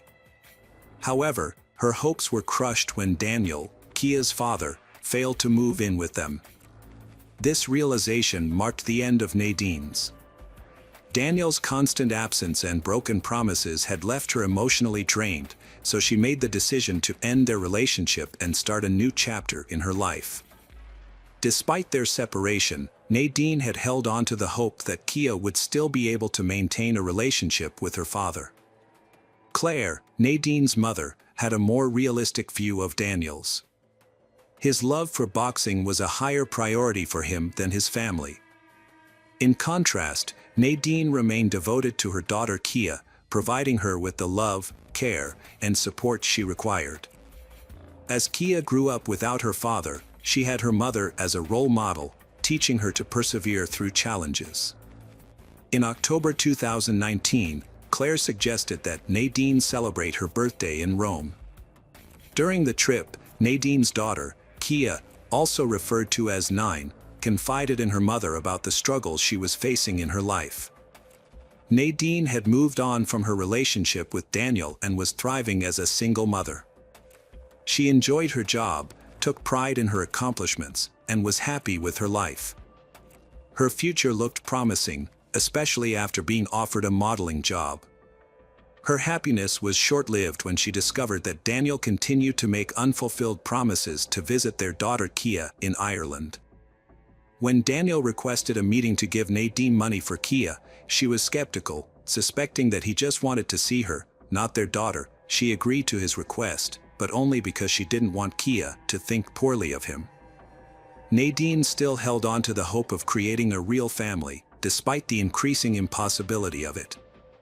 To shield Kia from disappointment and pain, Nadine made excuses for her father's absence. She wanted to protect her daughter from Daniel's irresponsibility and neglect.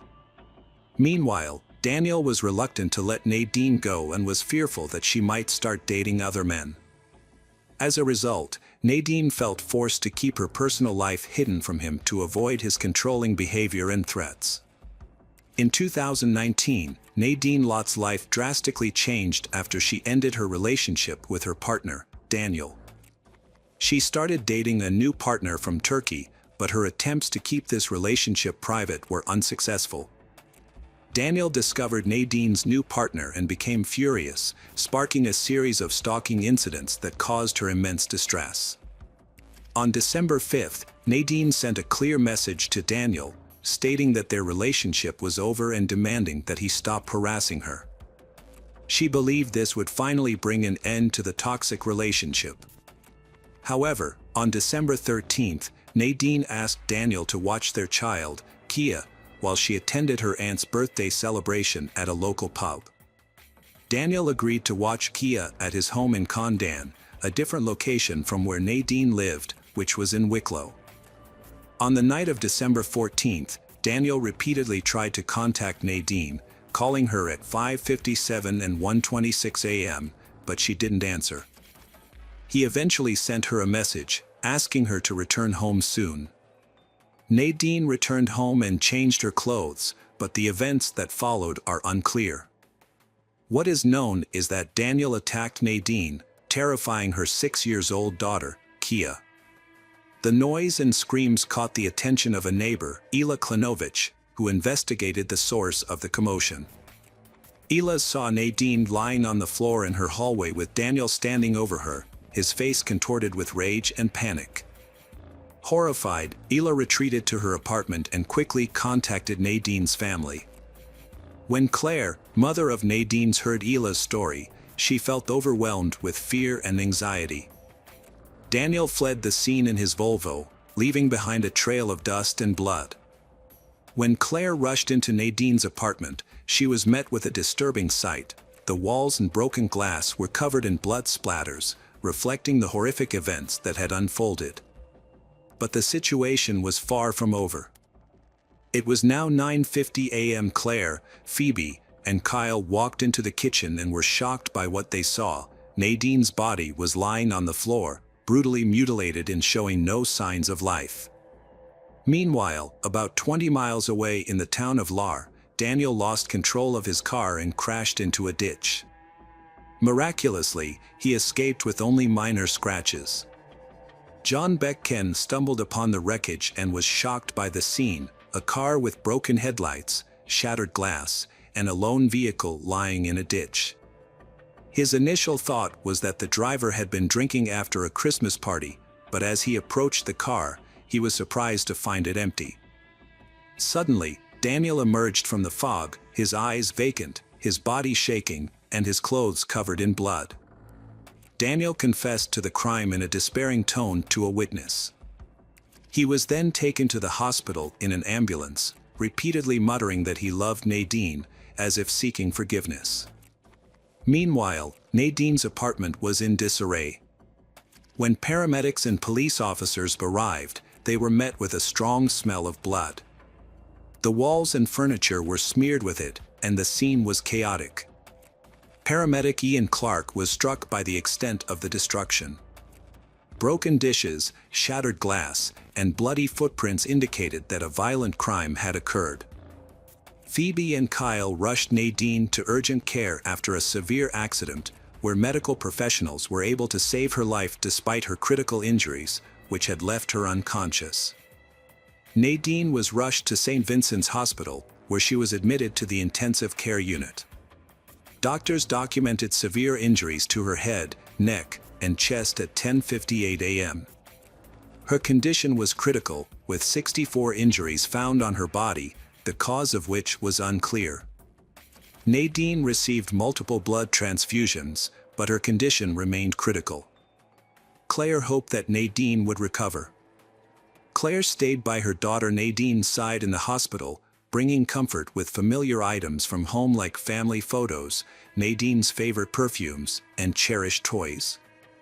Despite the doctor's bleak outlook, Claire was resolute in her support, believing that her love and care would help Nadine navigate the challenging road to recovery. Meanwhile, Daniel was scheduled to appear in court on December 16th. The court decided to hold him in custody until his trial. On the same day, Claire accompanied Nadine to a follow-up examination to assess the damage to her brain. Claire prayed that Nadine would find the strength to pull through. Tragically, Nadine's injuries were too severe, and she passed away on December 17th, between 3 o'clock and 4 p.m., without ever regaining consciousness. Irish Police Colonel Dean McCarthy described the violent crime as one of the most brutal he had ever witnessed. After the murder, Chief State Pathologist Dr. Linda Mogan performed the autopsy at the city funeral home on December 18th. Following the autopsy, the victim's loved ones, particularly her family, were left with many unanswered questions. Claire was consumed by her thoughts, trying to make sense of the events that had transpired. The next day, the killer, Daniel, confessed to the heinous crime, describing how he attacked and brutally murdered Nadine. According to Daniel's account, he started by grabbing Nadine, hitting her on the head, and then repeatedly punching her with his fists. Despite her efforts to resist, Daniel continued the assault, kicking her and eventually stabbing and strangling her with a charger cord. Kia, a witness to the horrific attack, pleaded with her father to stop the assault, but her cries were ignored. Despite Nadine's desperate attempts to fight back, Daniel had remarkable physical strength and was impossible to defeat. A funeral service for Nadine was held on December 22nd at St. Mary and Peter's Church in Arlo, her hometown. The ceremony drew over 1,000 mourners, and hundreds more watched the live broadcast as they gathered to bid their final farewells. 6 people carefully carried the coffin containing Nadine, a young and beautiful girl, as if she were asleep in eternal rest. The altar was surrounded by scarlet velvet roses. Nadine's mother, Claire, sat in the front row, struggling to hold back tears as she gazed at her daughter's coffin. Her eyes shone with love and admiration for she who lay before her.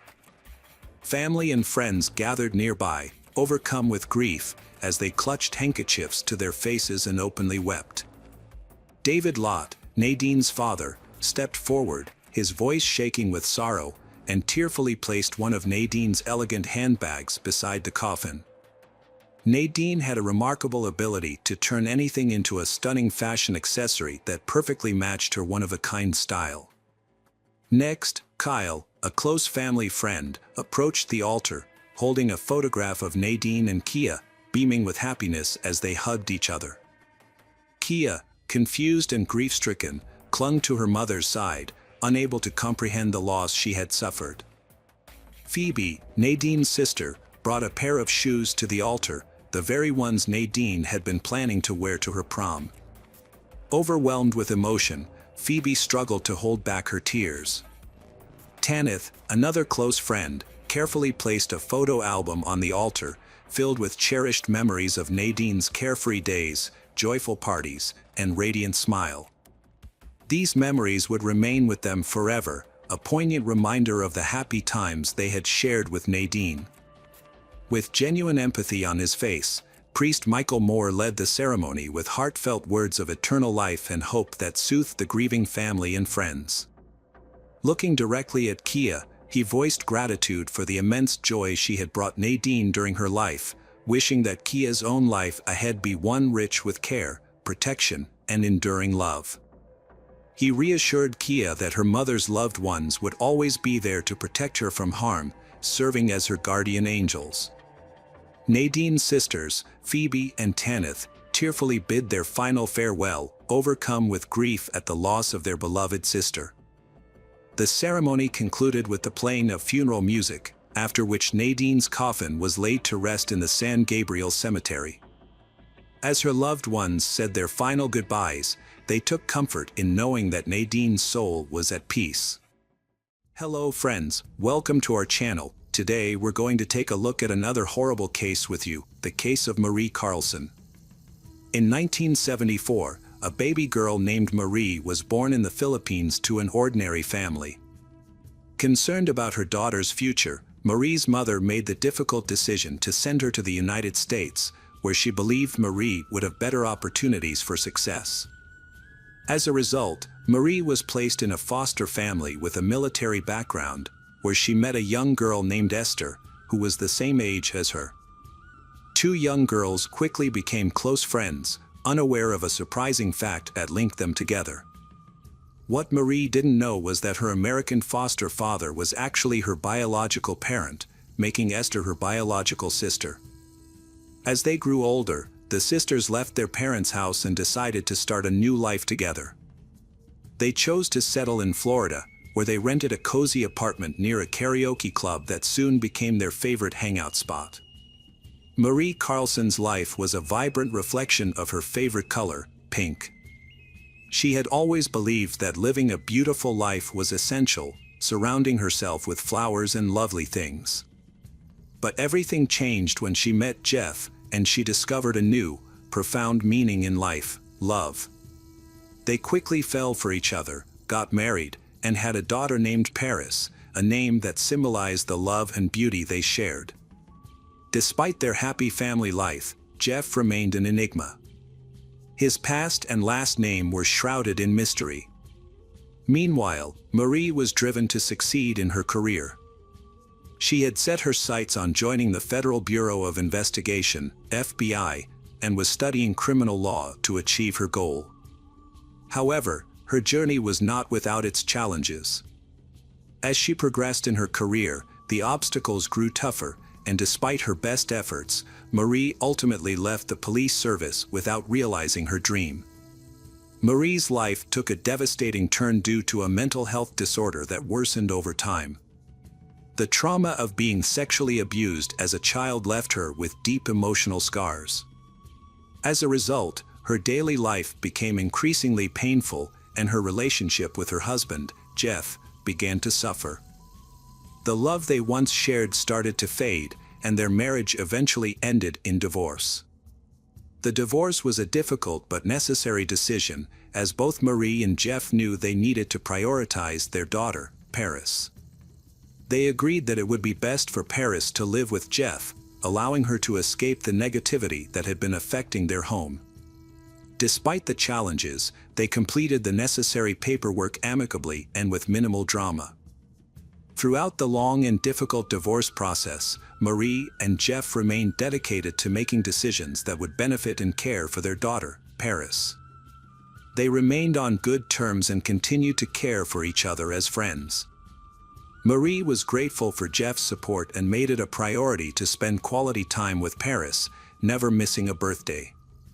Marie had faced many challenges, but she remained determined and refused to surrender. Despite her struggles, she never lost hope. One day, she discovered what had been missing in her life: faith. This newfound faith led her to the Emerald Coast Church, founded by the charismatic Pastor James Flanders and his wife Tanya. From the moment she stepped into the church, Marie felt a sense of belonging. The warm and welcoming atmosphere, combined with Pastor James Flanders' sincere and heartfelt sermons, made her feel at home. Marie began the process of recovering and healing from her past experiences, working to make amends and move forward. The Flanders, known for their kindness and generosity, had created a sanctuary where people could find help and support. For Marie, the church became more than just a place of worship. It was a loving community that accepted her with open arms. As she surrounded herself with the church's loving atmosphere, Marie began to heal and grow. With each passing day, Marie felt a sense of freedom and joy that she had never known before. She was no longer the lost and broken person she once was. Instead, she was a strong and vibrant individual, filled with hope and happiness. As she looked out at the sunny Florida landscape, Marie's eyes shone with a newfound radiance, reflecting the beauty and joy that had blossomed in her soul. The church was more than just a building, it was a community of people who genuinely cared for one another. For Marie, this small community became a second family, filled with love, light, and faith. From the outside, the church appeared ordinary, but inside, it felt like a warm and welcoming home. The people gathered there were united by their shared faith, and time seemed to stand still as they came together. Marie, however, was hiding a secret. She was pregnant, and the weight of this secret was crushing her. She felt ashamed and fearful, and only a few close people knew the truth. In June 2021, at the age of 37, Marie gave birth to her second daughter, Grace. As the news spread through the quiet town, people began to wonder who the father of the child was. The truth was painful. The father was a man Marie had been dating briefly, but he had turned out to be abusive and hurtful. When Marie became pregnant, he disappeared without a word. Left alone and broken, Marie found solace in the church. The Flanders family and the local community showed Marie and her newborn daughter overwhelming kindness and acceptance.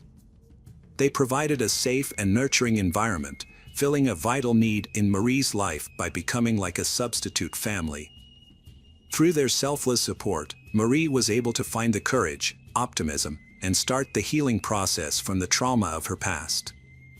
Marie had been feeling trapped in her life, and just 3 months after giving birth to her daughter, she made a shocking decision that left everyone stunned. She posted a mysterious message on social media announcing that she was leaving, not just her city, but also her family and friends behind. Marie had been secretly planning her escape, careful not to reveal her intentions to anyone, fearing they would try to talk her out of it. She only hinted at her dreams and expressed her love for her loved ones, making it clear that she was leaving for good. Her departure left many questions unanswered. Where was she going? What path would she take? And would she achieve her dreams? Marie's loved ones were devastated, worried sick about her safety and unsure of what to do next.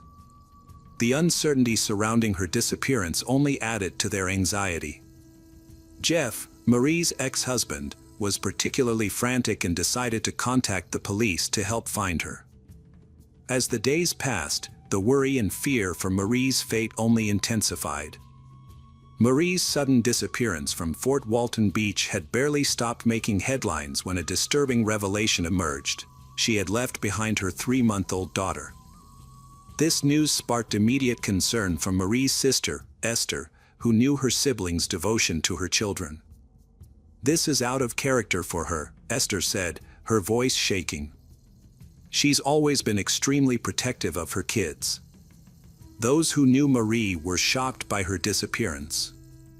As a mother, she had always been exemplary, particularly with her 7-year-old daughter, Paris. Marie's ex-husband, Jeff, was especially stunned when he learned that she had stopped visiting Paris, as they had been inseparable. Now, at 37, Marie had vanished without a trace. While she had the right to start anew, the police couldn't ignore the fact that she had left her young child behind. The police analyzed Marie's recent messages and discovered a peculiar aspect: her writing style had changed significantly from before. This led them to suspect that she might be under duress or that the messages were fabricated. An investigation was launched, which soon impacted Marie's personal life. Questions arose about the identity of her daughter Grace's father and the nature of their relationship with Marie. However, even Marie's sister Esther was unable to confirm or deny these suspicions. The police were faced with a complex web of secrets surrounding Marie's disappearance, including the mysterious messages and the uncertainty about Grace's father.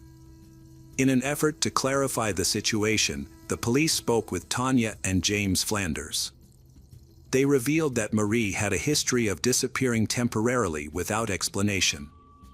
The Flanders also shared that Marie had been diagnosed with bipolar disorder, which could have contributed to her erratic behavior.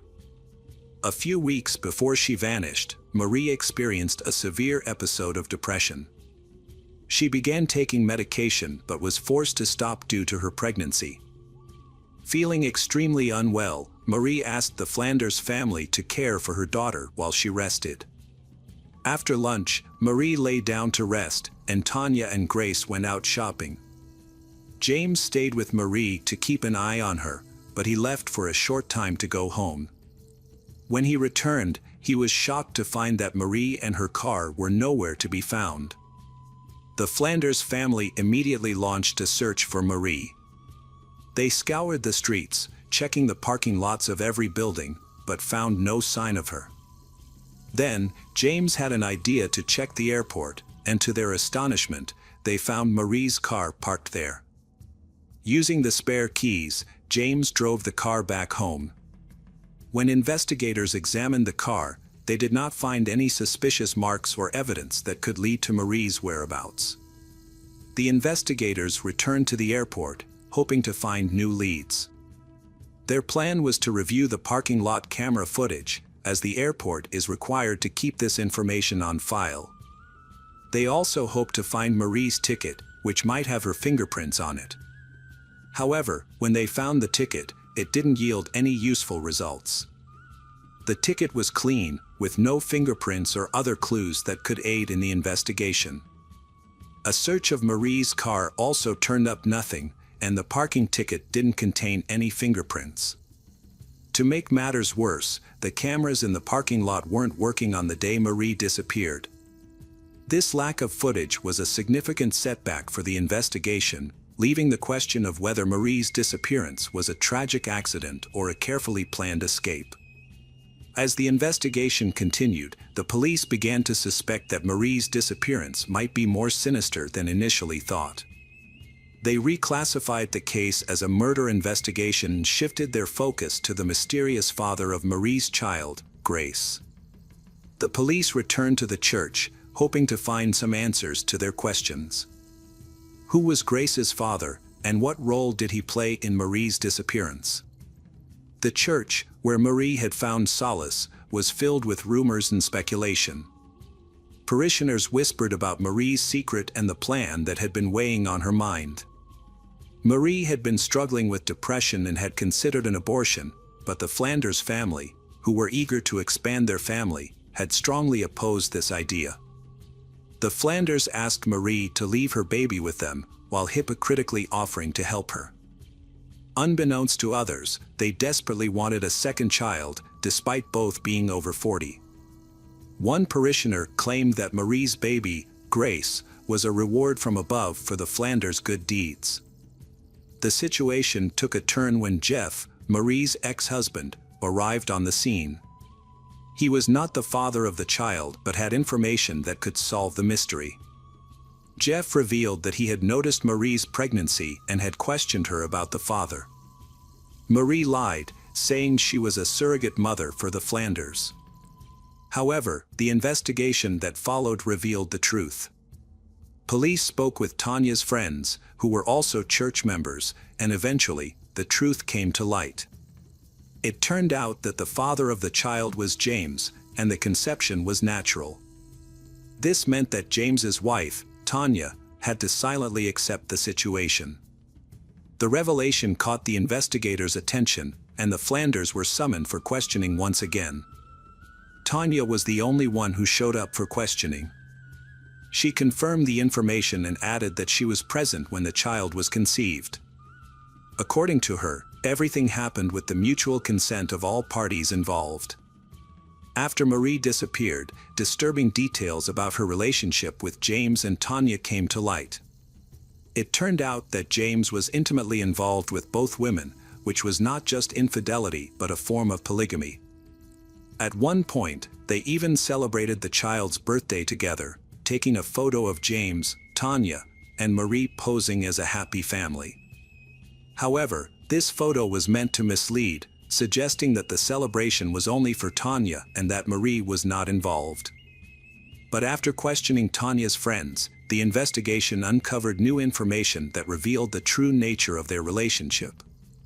Although Tanya claimed that Marie was initially happy with the arrangement, it became clear that this was no longer the case at some point. Marie's feelings for her daughter Grace were stirred after she was born, and she became hesitant to give her up to Tanya. According to friends, Marie's reservations fueled her jealousy of Tanya, sparking suspicion that Marie might not want to surrender her child to her rival and planned to steal James away from her. These rumors swiftly elevated Tanya to the top of the suspect list. Following Marie's disappearance, all Tanya's problems would essentially dissolve, granting her the opportunity to raise Grace solo and retain her status as James's beloved wife. However, 2 months had passed since Marie vanished, yet no leads emerged. Investigators diligently attempted to unravel the mysteries surrounding Marie's disappearance using available tools, including GPS data. Despite its limitations in 2011, investigators focused on analyzing phone records and message logs to gather more information. The records revealed that Marie had accompanied James to the airport, but Tanya was absent. This development coincided with the unexpected visit of Jason, a young priest who often represented James and ultimately chose to share information with investigators. Jason shared with others a conversation he had unintentionally overheard after Marie vanished. James expressed his distress and concern, stating that he would have to leave the country due to Marie's disappearance, but he couldn't disclose the details. He only mentioned that something terrible had occurred during Marie's severe depression. Prior to her disappearance, James had stayed with Marie at a clinic for a few days, while Jason temporarily took his place. Meanwhile, rumors about polygamy began circulating among the church parishioners, which shocked Jason when he discovered them. Upon James' return from the hospital, Jason decided to discuss the matter with him. Jason asked James about his relationship with Marie. James was honest and admitted to having a romantic relationship with both Marie and his wife. He revealed that he and Marie had a heated argument before her disappearance, which escalated into a physical fight. However, James insisted that Marie was alive and well at the time of her disappearance. Following their conversation, James decided to resign as pastor and soon left the city with his family, including Tanya and Grace, to move to Arizona. Shortly before their departure, Marie's family had contacted the Flanders family to collect some of Marie's belongings. As a result, investigators obtained Marie's phone, which may have contained crucial information. The investigation into Marie's disappearance was initially hindered because most of the data on James' phone had been deleted. However, investigators were able to recover some fragments, including a video of James promoting precious metals. This finding raised suspicions, particularly since the case took place in 2011, when digital evidence was easier to erase and surveillance was less widespread. At that time, DNA detection technologies were still in their infancy, making it seem like criminals could easily escape punishment. However, the field of digital forensics was also advancing, and it was this expertise that ultimately helped crack the case. 3 years after Marie vanished, a new program became available that enabled investigators to recover data from phones and computers. This technology allowed them to access messages between Marie and James, which painted a disturbing picture of their relationship. The recovered messages included explicit images, some of which were taken inside a church. Perhaps most damningly, Marie's emails to James revealed her deep desire to leave Fort Walton Beach, fearing the place was cursed. Her messages hinted at her desperation to escape with her child. A chain of unexpected and dramatic events led to the Flanders family's deepest secrets being exposed. Flanders said, "When someone spreads rumors or harms me, I want them to cease to exist." Given James' situation, shrouded in darkness and fear, it's possible he fulfilled this ominous promise. Despite the lack of Marie's body, there was sufficient evidence to issue an arrest warrant for James on charges of second-degree murder. However, the prosecutor faced a significant challenge, convincing the jury of James' guilt without the victim's body. James and his lawyer were in a desperate situation with an uncertain future ahead, so they made a drastic decision as a last resort to try and turn things around. If James revealed Marie's body's location, he would be charged with manslaughter, a crime with a more moderate sentence. After years of anguish, Marie's family agreed to this deal. James's words revealed a disturbing truth. He and Marie had a tumultuous relationship, frequently arguing about her struggles with depression. During one heated argument, Marie physically lashed out at James, and in an attempt to calm her down, he inadvertently knocked her to the ground. Tragically, she lost her life. In the aftermath, James was overcome with guilt and regret. He had unknowingly contributed to Marie's death, and his attempts to revive her were unsuccessful. The investigators eventually discovered Marie's body in the yard of James's house, buried 5 feet underground and wrapped in a blanket. The discovery was a shock to everyone involved, as they had been searching for her for years. The consequences of James's actions were severe. He was convicted of manslaughter and sentenced to 15 years in prison, with the possibility of parole after 11 years. His wife, Tanya, claimed to have been unaware of James's crime and was deeply shocked by the news of Marie's death. Marie's body was discovered after a delay, which hindered experts from determining the cause of her death. This delayed discovery may have impacted the direction of the investigation. 5 years later, Marie's family and friends were finally able to lay her to rest and find closure at her funeral. Her sister Esther might have even sung a final song in her honor. Hello friends, welcome to our channel. Today we're going to take a look at another horrible case with you, the case of Menhez Simon. Menhez Simon, a Canadian with a promising future. However, instead of attending York University to study mechanical engineering, he chose to deceive his parents and live a lie. As the expected graduation date drew near, maintaining this double life became increasingly difficult, severely impacting his mental state. This ultimately led to the tragic outcome of him murdering his entire family. In an attempt to gain attention, Menhez posted photos of his crime on his Discord channel. Initially, many believed it was a joke, but it soon became clear that the photos were genuine. Discord's anonymous features allowed Menhez to hide his true identity, making it challenging for users to uncover his real name, age, and location. In Bangladesh, a country plagued by poverty and overpopulation, many sought a better life abroad. Monarez, born in 1971, felt an insatiable desire to improve his circumstances. Despite the country's rapid development, Monarez yearned for more. He met and married Momtaz, born in India, and they shared a dream of building a better future together in Toronto, Canada. After 2 years of preparation, Monarez and Momtaz made the move to Toronto. They settled into their new life and eventually started a family. 6 years after their arrival, they welcomed a son, Menhez, followed by a daughter, Mesa, 2 years later. Momtaz and her husband Monarez were loving and dedicated parents who worked tirelessly to ensure their family's well-being and happiness. Momtaz was particularly close to their children and was known for her kindness and generosity. She spent a lot of time caring for her family and was always willing to lend a helping hand. In her community, Momtaz was a respected and well-liked figure, both in her neighborhood and among fellow Bangladeshi immigrants. Monarez was a more reserved person, but he was also highly respected in the community. He was a devout Muslim who prioritized his family's well-being above all else. As a taxi driver, Monarez was very familiar with the city of Toronto, thanks to his many years of experience. His dedication to his job earned him numerous awards, including being named the Best Employee of the Month and one of the top taxi drivers in his company. Both Momotaz and Monarez had high aspirations for their children, Melissa and Minhas.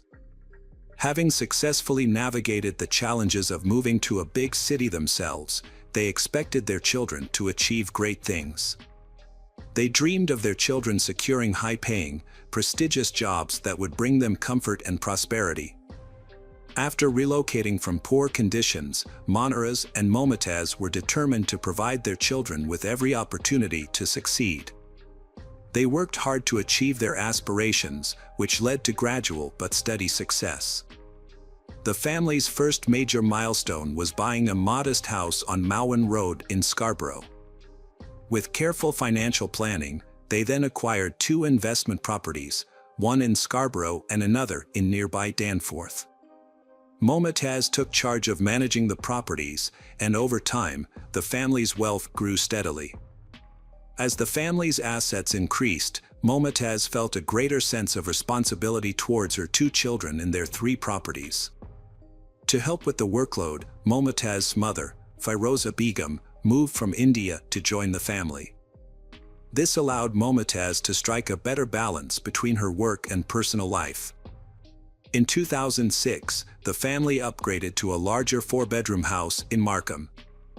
At the time, it was widely believed that a career in medicine or engineering was the key to success. Monarez and Momotaz wanted their children to pursue these fields, with Minhas aspiring to become a neurosurgeon and Minhas aiming to become an engineer.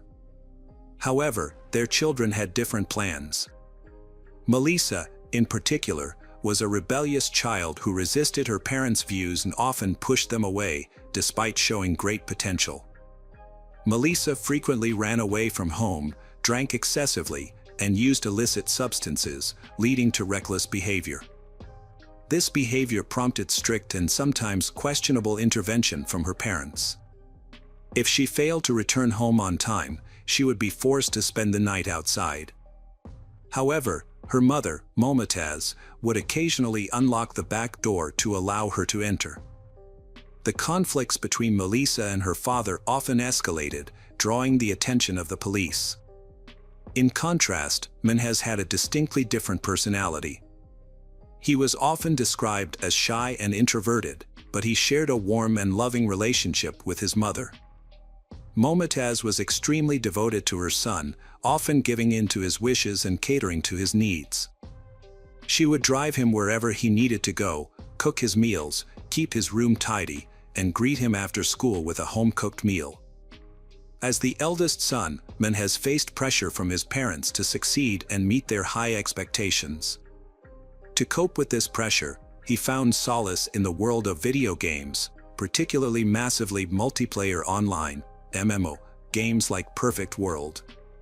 In this virtual world, Minhas could express himself freely and connect with people worldwide, overcoming his shyness and self-doubt. The game became a refuge for him, and he spent most of his free time immersed in it. Minhas's life was quite routine. Apart from accompanying his father to the mosque, he spent most of his time in his room, playing online games with his friends. However, his life took a significant turn after he graduated from high school. He thrilled his parents with the news that he had been accepted into the mechanical engineering program at York University. Initially, this achievement brought immense joy to his parents, Monarez and Momotaz. However, it also intensified the pressure on Minhas, as he was now expected to excel and had no room for error. As a result, he became even more introverted and immersed himself in the online world. Minhas started playing an updated version of the Perfect World game, which involved a group of players and a set of rules. He used the social network Discord to stay in touch with his friends and fellow players. The game's atmosphere was generally friendly, and players often formed close bonds with one another. In fact, many of them remained in contact even outside of the game. Minhas felt more at ease expressing himself in the virtual world of the game than he did in real life, where the atmosphere was often tense. As a result, he found solace in the game, using it as an escape from the stresses of reality. In contrast, Melissa acted out her frustrations in the real world, frequently clashing with her parents over various issues. Her rebellious behavior eventually led to an arrest for shoplifting, although she was fortunate to have the charges dropped in exchange for community service. After leaving home to live with her boyfriend, the tension in the household did not dissipate. Instead, it seemed to intensify, putting even more pressure on Minhas to find ways to cope. As a result, he became even more deeply immersed in the game, using it as a means of escaping the increasingly unbearable reality at home. As Melissa broke free from her parents' expectations, they began to pin their hopes on her son, Minhas, as the family's savior. They boasted about his engineering career at York University, but this turned out to be a fabrication. In reality, Minhas attended Seneca Community College, a less prestigious institution. Minhas struggled academically, felt isolated, and abandoned his faith, which deeply disappointed his devout parents. He often expressed frustration about his parents' constant interference in his life, which affected his personal relationships. Minhas met a girl online, which infuriated his parents and further fueled his resentment. However, he found a sense of independence through the online game Perfect World, where he connected with friends in a community on Discord. Initially, Minhas performed well in school, but his grades began to slip as his gaming obsession spiraled out of control. Minhas' successive gaming habits started to take a toll on his academic performance. He began skipping classes and struggled to keep up with his studies, resulting in him having to retake several subjects. Eventually, he lost interest in studying altogether and stopped attending classes, opting to focus solely on gaming instead. To avoid arousing his parents' suspicions, Minhas would leave home every day pretending to go to York University. He wasn't actually attending classes. Instead, he would spend his days playing games at a cafe on his laptop, working out at the gym, and then returning to gaming until late at night. In online conversations with his gaming friends, Minhas would occasionally joke about leaving the group and make cryptic comments about potentially going to prison. However, these statements were not taken seriously by his online friends, as they were familiar with his tendency to make humorous remarks. Additionally, Minhas often made jokes about sensitive topics such as homophobia and religion, but since it was a gaming community, no one took his comments seriously. Minhas' sense of humor took a darker and more aggressive turn over time.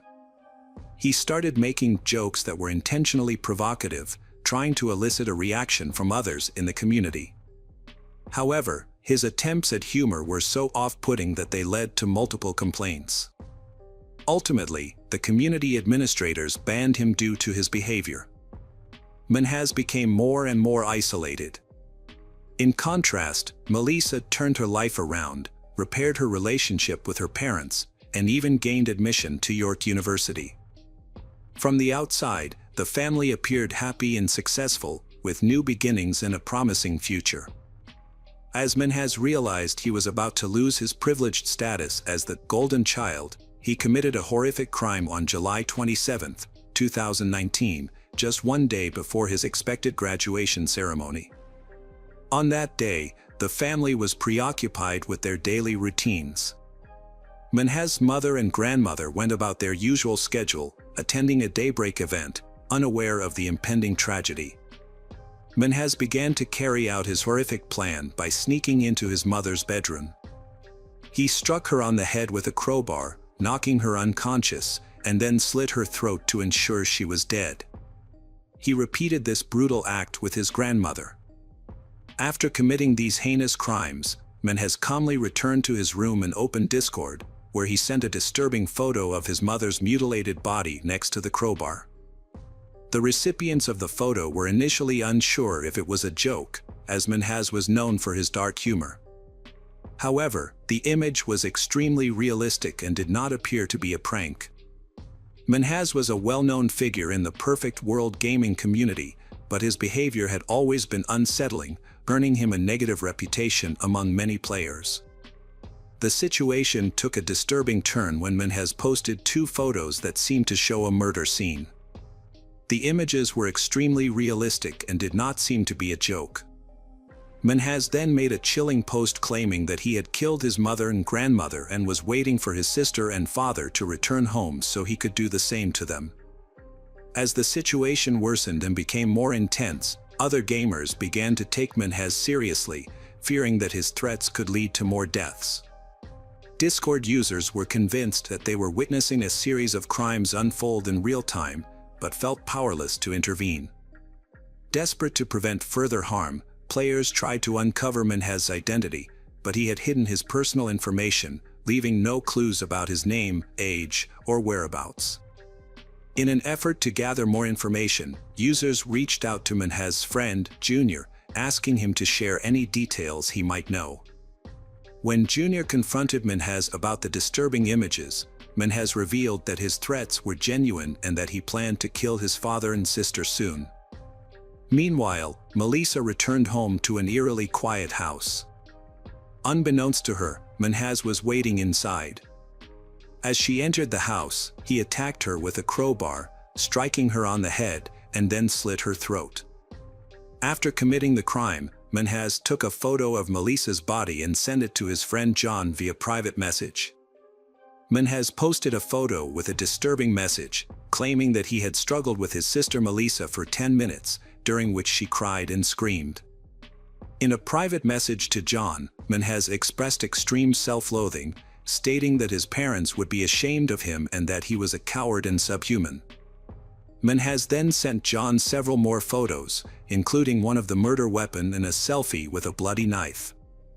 John was horrified and shared these photos with the rest of the group, confirming that Menhez had indeed committed a third murder.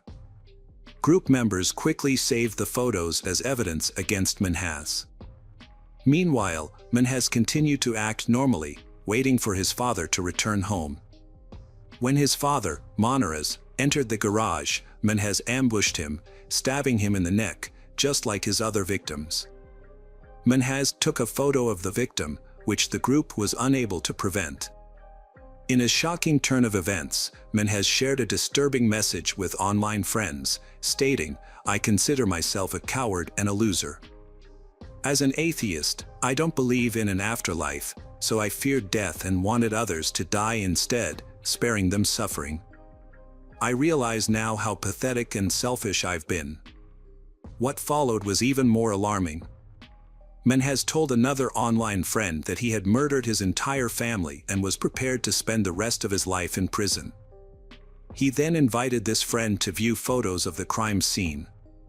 However, the story takes a crucial turn. One of the online friends discovered a way to obtain Menhez's IP address, which could reveal his location. With this information, the group was able to track Menhez to his home in Toronto. A user from Minnesota, who was part of the online conversation, contacted their local police department, which in turn alerted the Toronto police to Menhez's location. The police began their investigation after receiving information from an anonymous source. Meanwhile, Menhez was still active online, chatting with users who were inquiring about his next steps. He claimed he would try new things, including drinking, smoking, and reconnecting with an ex-girlfriend. However, it was only a matter of time before the police caught up with him. They were able to track his IP address, contacted his internet service provider, and obtained his physical address. Surprisingly, Menhez did not take steps to cover his digital tracks, despite being an avid gamer and computer user. Just 12 hours after the crime, officers arrived at the Menhez residence. As they looked up, they saw Menhez looking out of his bedroom window. At this point, the police had limited information and evidence, relying mostly on tips from online users. They were uncertain about the accuracy of the reports. But Menhez unexpectedly made the police's job easier.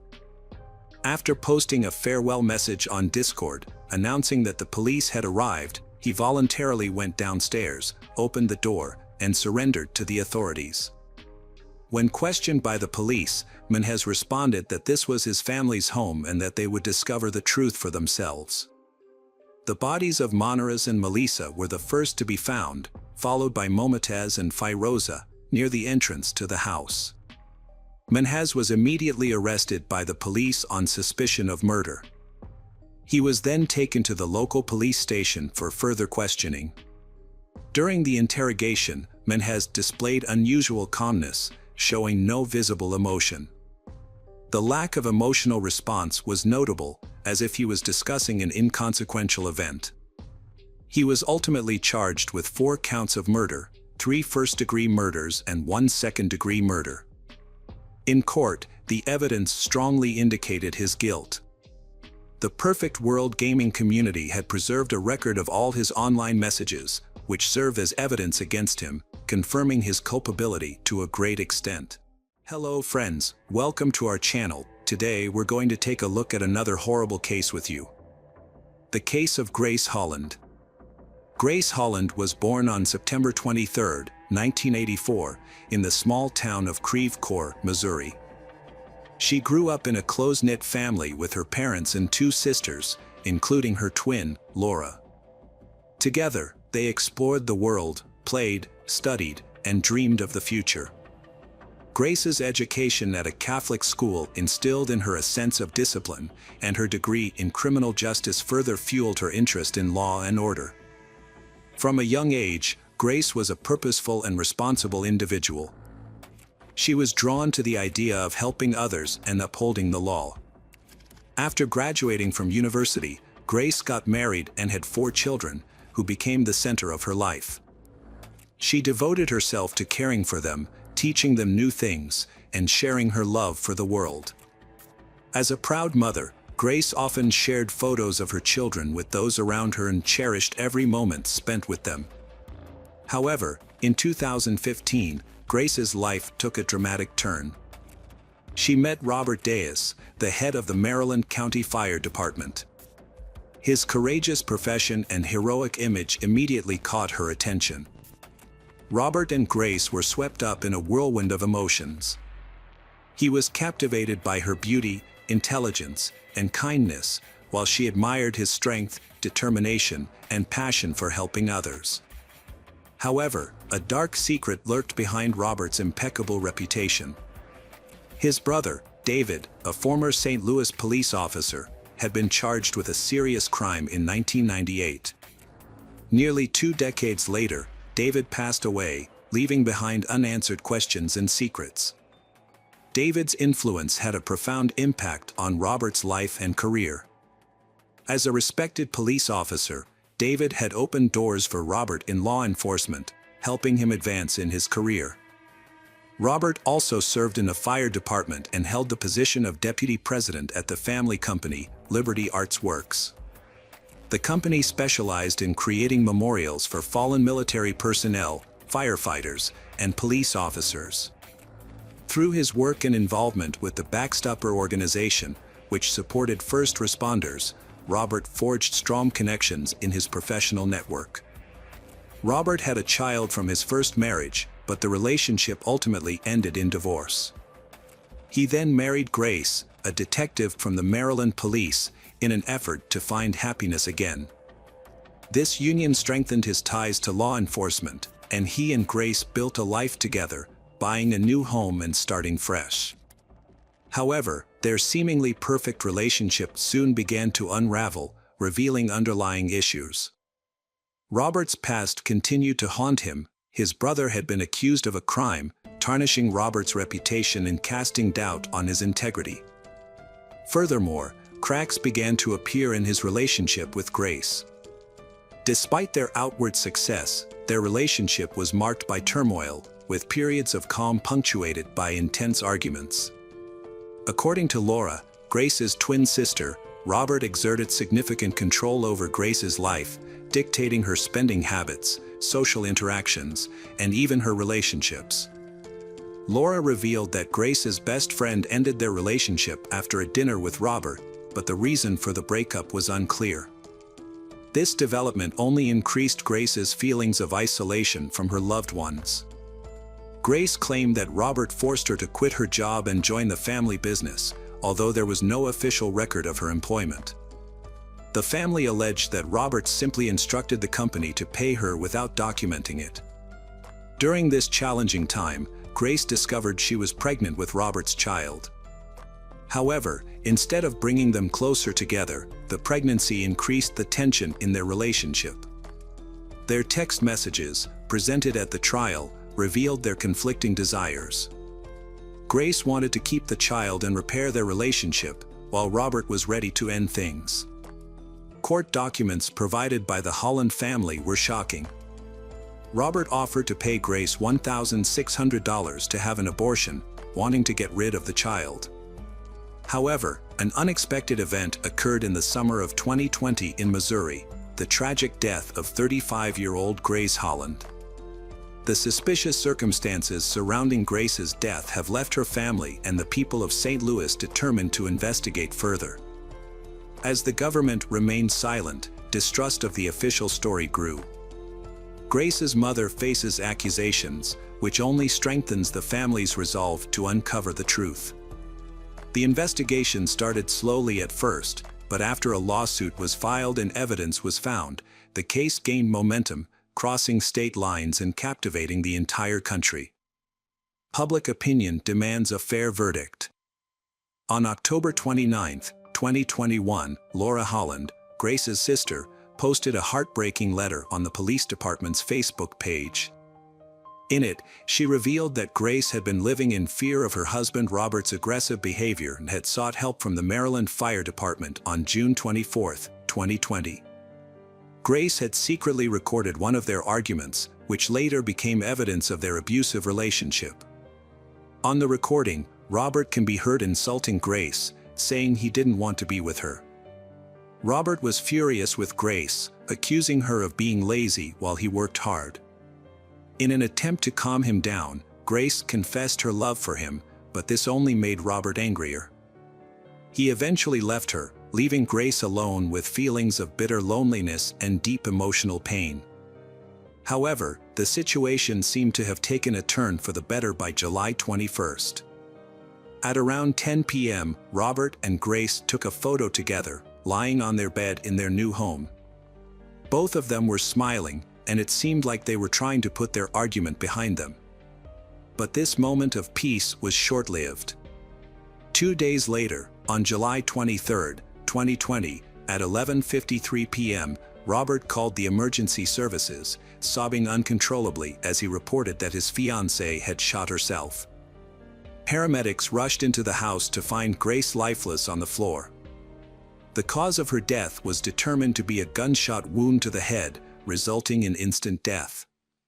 However, the results of the autopsy, released on September 17, 2020, revealed a surprising level of detail. According to the report, the bullet that killed Grace was fired from a gun she was holding in her right hand. The bullet pierced her left temple, deviated from the center line to the right, and lodged in the occipital lobe of her skull. The unusual trajectory of the bullet raised questions among experts about the official story. The Holland family stated that the detective spoke briefly with Robert at the crime scene. Robert reportedly told the police that Grace was struggling with depression following a recent miscarriage, their second. He claimed that he was in the living room when Grace emerged from the bedroom to hug him, but soon returned to the bedroom. He said he heard a shot and found Grace in the bedroom with a gun and blood under her head. The detective submitted a report to the medical examiner at 7:25 a.m. However, the Holland family disputed this, claiming that Robert visited the police station with his lawyer on the same day. Robert gave a written statement that contradicted the report. In his new version of events, Robert stated that he and Grace were in the bedroom together before she left for work. According to Robert, Grace returned to hug him, brought her face close to his, said goodbye, and then a shot occurred. A published press release on January 31, 2024, raised questions about a missing recording of an interview between Robert and a detective from the police department during the investigation. Jeffrey Hartman, the police chief confirmed the existence of the video interview to a TV channel in 2021. Hartman reported that an error in the department's recording system led to the deletion of the record, leaving many questions unanswered. The police investigated Grace's death on August 4, 2020, and suggested she had been depressed, implying her death was expected. Analyzing Robert's phone data, detectives concluded it was a suicide based on forensic results. However, the Holland family doubted the police's findings and hired a private detective, believing Robert was responsible for her death. Laura, Grace's sister, shared her concerns about the investigation online, detailing the evidence and facts that suggested the police had gotten it wrong. The Holland family expressed their disappointment and frustration with the police, who had never considered Robert a suspect despite the numerous clues pointing to his involvement.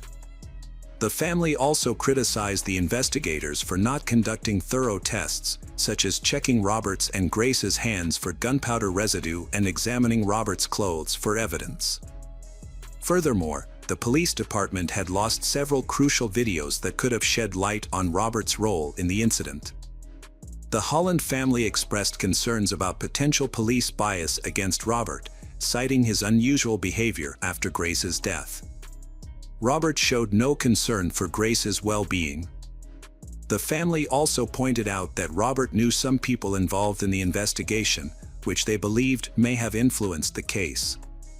The family claimed that obvious signs of domestic violence were ignored. After their requests for a more thorough investigation were met with no response, the Hollands took their case to court in 2023. They filed a lawsuit against Robert, accusing him of physical abuse and suggesting that he was either directly responsible for Grace's death. Robert's lawyer maintained his client's innocence, acknowledging some facts but denying any involvement in Grace's death. He suggested that the family's emotional distress may have led them to misinterpret events and wrongly accuse Robert. In December 2023, Hartman of the police department requested that the St. Louis County Police Department review the case of Grace. The county police department agreed to review the case and began examining the details in January 2024. During this time, police officers visited the home of Robert to provide medical assistance to his new girlfriend, Dr. Sarah Sweeney. The incident is being treated as a sudden death, but the exact cause is still under investigation. Detectives are waiting for the results of a toxicology report, which may take 4 to 6 weeks to complete. Dr. Sweeney had previously spoken about her struggles with serious illnesses, including bone disease and allergies, for which she was hospitalized in 2021. Her condition could have led to severe allergic reactions, including life-threatening anaphylactic shock, if left untreated. However, her family reported that she always carried an adrenaline shot to manage her allergies and kept her condition under control. They are choosing to wait for the official autopsy results before drawing any conclusions. Robert remains a suspect in the eyes of the law, despite not being charged in connection with the deaths of Holland and Sweeney. The outcome of the Sweeney autopsy may significantly impact the investigation into Grace Holland's death. Following a thorough re-examination, the St. Louis County Police have ruled out the possibility that Grace took her own life. The investigation's findings were submitted to the prosecutor's office in early December, and the case is currently being treated as a death by negligence. The case remains open, and the prosecutor's office may take further action once all the facts are known. Police Chief Jeffrey Hartman has reaffirmed the department's initial conclusion, despite growing doubts and public scrutiny. Meanwhile, the families of Holland and Sweeney continue to push for the release of autopsy and toxicology results, seeking clarity on whether Grace Holland's death was a tragic accident or if there are underlying circumstances that have yet to be uncovered. Hello friends, welcome to our channel. Today we're going to take a look at another horrible case with you. The case of Jenna Oakley. Jenna Oakley was born on March 2, 2001, in Indiana. She lived with her mother and 2-year-old brother in a troubled home. Due to her mother's neglect and inability to provide a stable life, Jenna often found herself left alone from a young age. The situation worsened over time, leading to intervention from Child Protective Services in April 2016.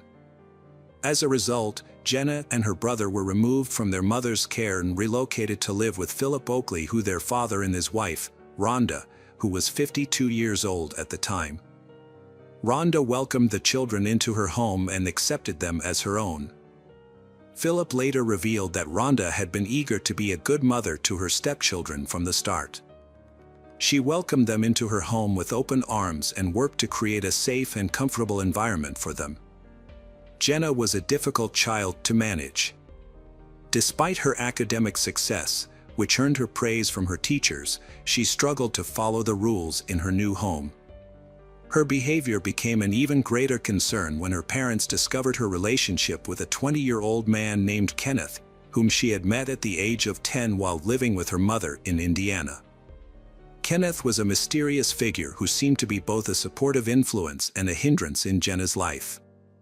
To better understand the events that unfolded, it's essential to delve into Rhonda's story and explore the complexities of her personality, as well as the significant impact she had on Jenna's life. Rhonda Oakley was born on March 5, 1964, in Casey County, Kentucky, to parents Howard Lee Raines and Mabel Walls Raines. She graduated from Casey County High School in 1982 and went on to work for 30 years in a prominent company that specialized in marketing, packaging, and printing services. Rhonda was a kind, loving, and cheerful person who was highly respected by her friends, who admired her warmth and kindness towards others. Rhonda met Philip Oakley on a golf course, and they fell deeply in love.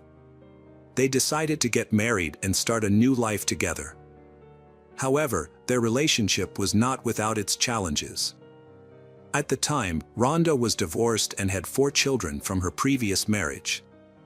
Philip and Rhonda's family were initially against their relationship due to their significant age difference. They asked Philip to end the relationship, which led to frequent arguments within the family. For that reason, Philip believed the relationship of Kenneth and Jenna was unacceptable because Kenneth was 5 years older than his daughter, Jenna. Philip even threatened to involve the police if Kenneth continued to date Jenna. To maintain control of the situation, Philip and Rhonda took measures such as confiscating Jenna's phone and computer and enforcing strict rules. The situation at home became so unbearable for she that she finally confided in her father and stepmother, promising to end her relationship with Kenneth. However, she failed to keep this promise and continued to secretly meet with him. As a result, her relationship with her parents deteriorated, and she began to harbor a deep-seated hatred towards her parents. On September 1, 2016, at around 4 p.m., David, her younger brother, returned home from school and entered the house. As he walked into the kitchen, he was startled by the sound of 3 of their dogs barking frantically in the basement. Curious, David rushed downstairs to investigate and found his mother, Rhonda, lying motionless on the floor. Panicked, David immediately ran outside to seek help and eventually went to a neighbor's house to call the police. When the emergency services arrived, they were unable to revive Rhonda, and she was pronounced dead at the scene. The police found deep cuts on her neck, indicating a brutal attack. Initially, the police suspected a robbery, but upon further investigation, they discovered that nothing in the house had been stolen or disturbed. The investigation into Rhonda's death began, and her family and friends were left wondering who could have committed such a heinous crime. As the investigation progressed, several key pieces of evidence came to light. Rhonda's car was discovered to be missing, and a trash can in the kitchen was found to contain vomit.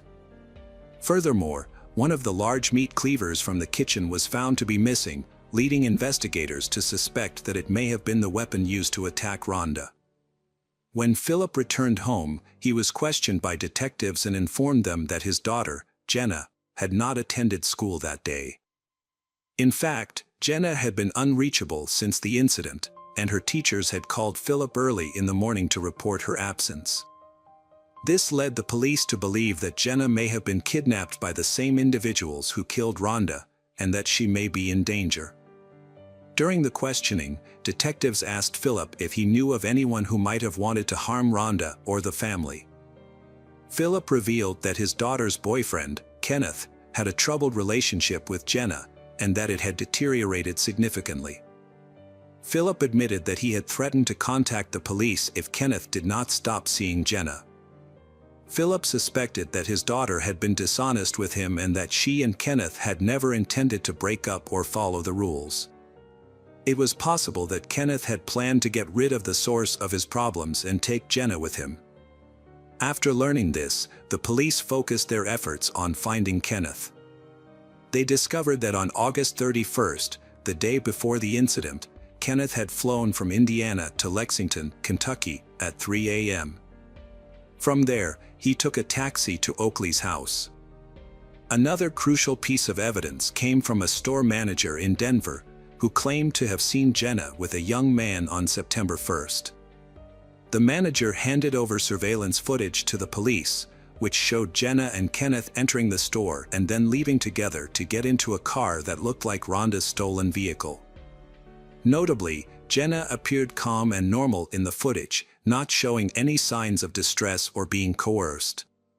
Her behavior led investigators to dismiss the possibility that she was being held against her will and raised suspicions that she might be involved in a crime against her stepmother.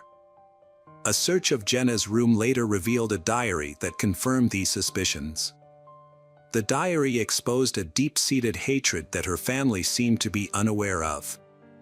Jenna wrote about her ongoing feelings for Kenneth, with whom she had maintained contact despite promising to stay away. Interspersed with these entries were expressions of resentment towards her family members, which grew increasingly disturbing over time. Jenna wrote in her diary that she intended to kill her father, stepmother, and brother to prevent them from ever separating her from Kenneth again, allowing her to be with him without interference. She outlined a specific plan and timeline to carry out these actions.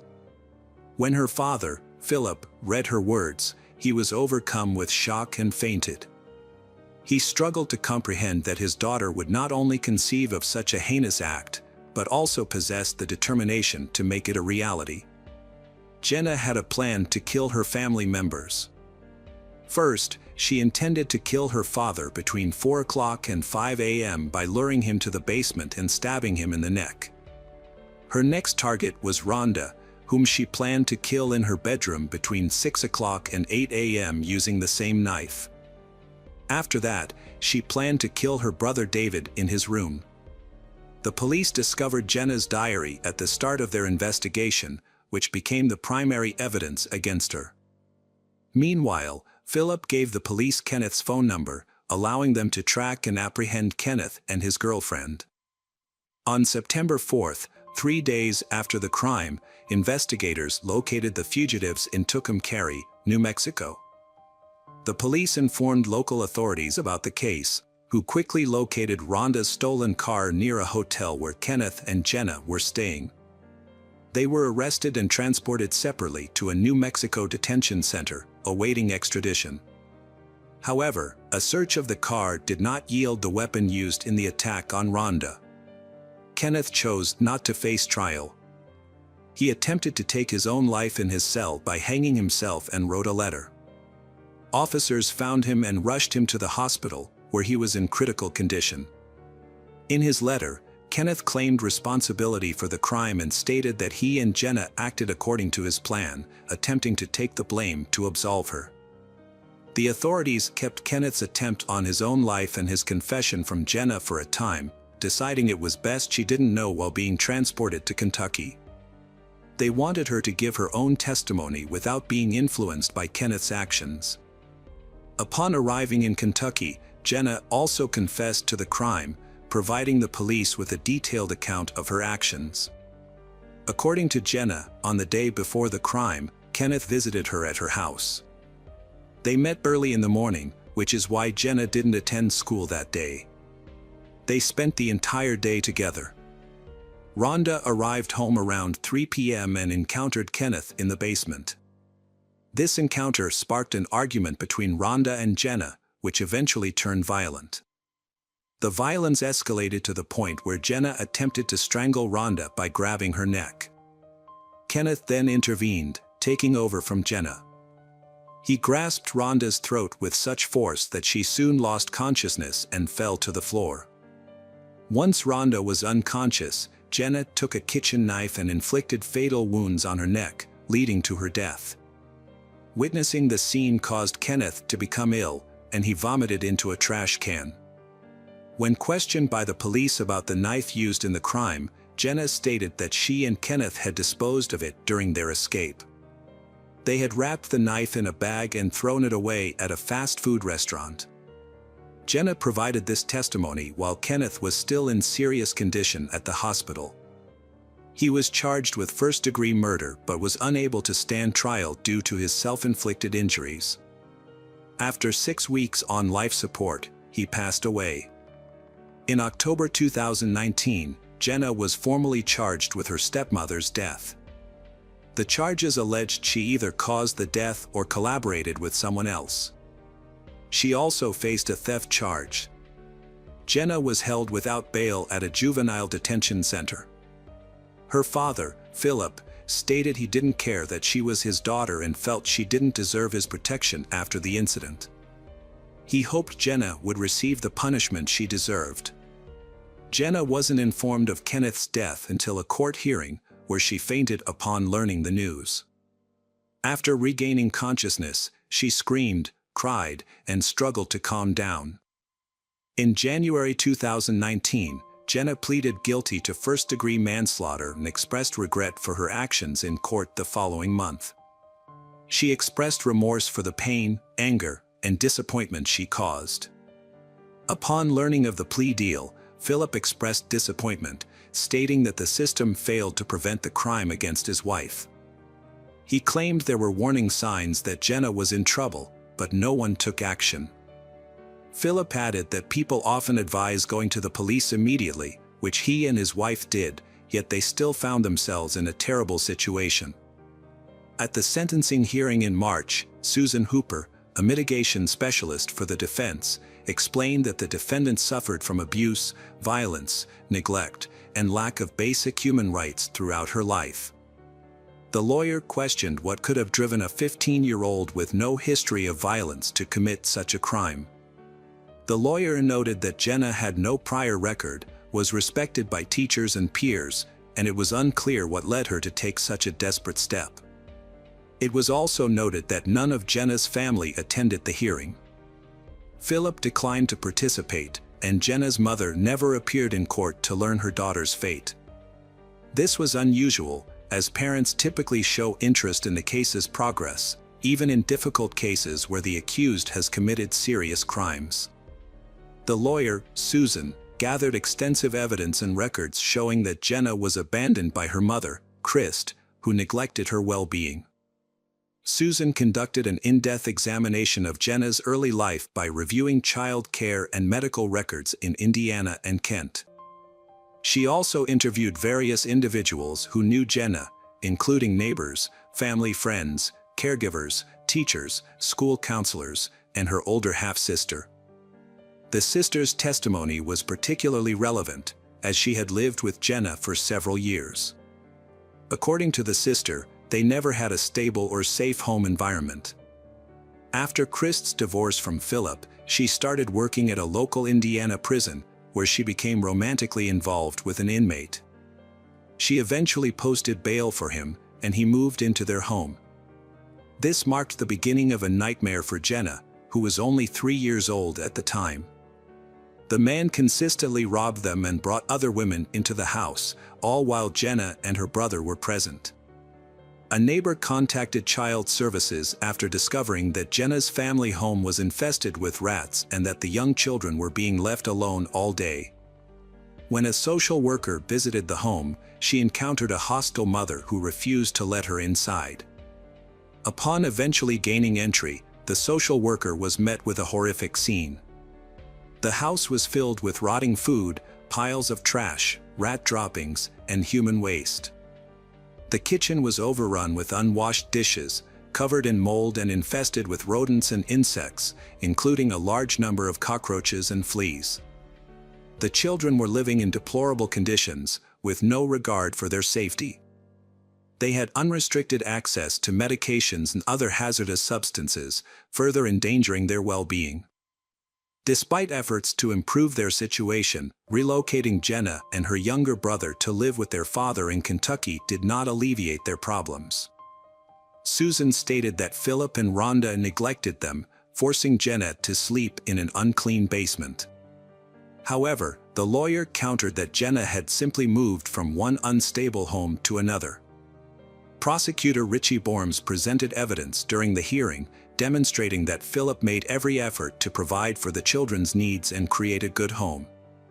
Despite the defense attorney's claims, Borms argued that if abuse or neglect had occurred, child care services would have been notified by Jenna's neighbors, friends, or teachers. Furthermore, the prosecutor inquired if the defense attorney was aware of Jenna's relationship with Kenneth and the fact that her parents disapproved of they.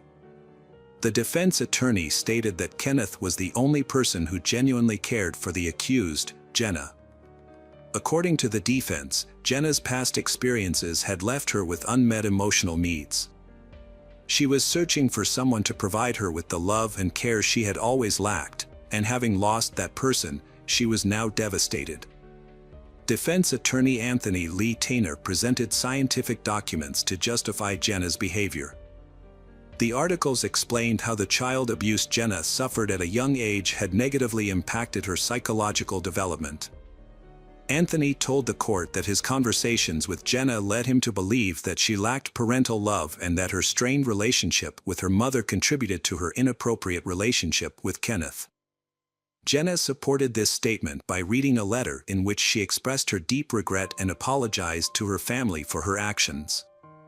She acknowledged the pain she had caused Rhonda's family and friends and claimed that she had since become a completely different person, distinct from the Jenna who committed the crime. When Philip stepped up to the podium, the atmosphere in the hall became tense. He and his daughter were visibly anxious about the impending conversation. Philip approached Jenna, looked her straight in the eye, and asked what had driven her to commit such a serious offense. He reminded her that as her father, he had always treated her with respect, and that Rhonda had never spoken ill of her or caused her harm. Philip explained that when they took Jenna in, it was to give her a better life, and that Rhonda had cared for her like her own daughter. However, Philip acknowledged that Jenna had been a challenging teenager, and that he and Rhonda had discussed sending her to a specialized institution to help her get back on track. Philip also shared his concerns about Jenna's relationship with Kenneth, describing him as a predator who had taken advantage of his underage daughter. Philip revealed that when he discovered Jenna and Kenneth were still in contact despite being forbidden from doing so, he reported Kenneth to the police and warned him to stay away from Jenna, threatening legal action if necessary. Philip turned to his daughter, visibly shaken. He condemned her crime as unforgivable, citing Rhonda's exceptional character as a wonderful woman and mother, unmatched by anyone. He emphasized how Jenna's actions had devastated not only Rhonda but also others. Philip then questioned why Jenna planned to harm him and her brother, arguing that she was not a victim, but rather someone influenced by circumstance. Despite this, he concluded by reaffirming his love for her, saying that regardless of her actions, she would always be his daughter. Jenna, overwhelmed, burst into tears, shouting at her father that she never felt part of the family and had never experienced his love. Following this outburst, the judge called for a recess to deliberate the verdict. On March 27, 2019, the verdict was announced. Jenna Oakley was sentenced to 15 years in prison, with 10 years for first-degree murder and 5 years for car theft. She would be eligible for parole in 2034. This case served as a reminder that justice, though sometimes delayed, ultimately prevails, and those who commit heinous crimes will face their due punishment.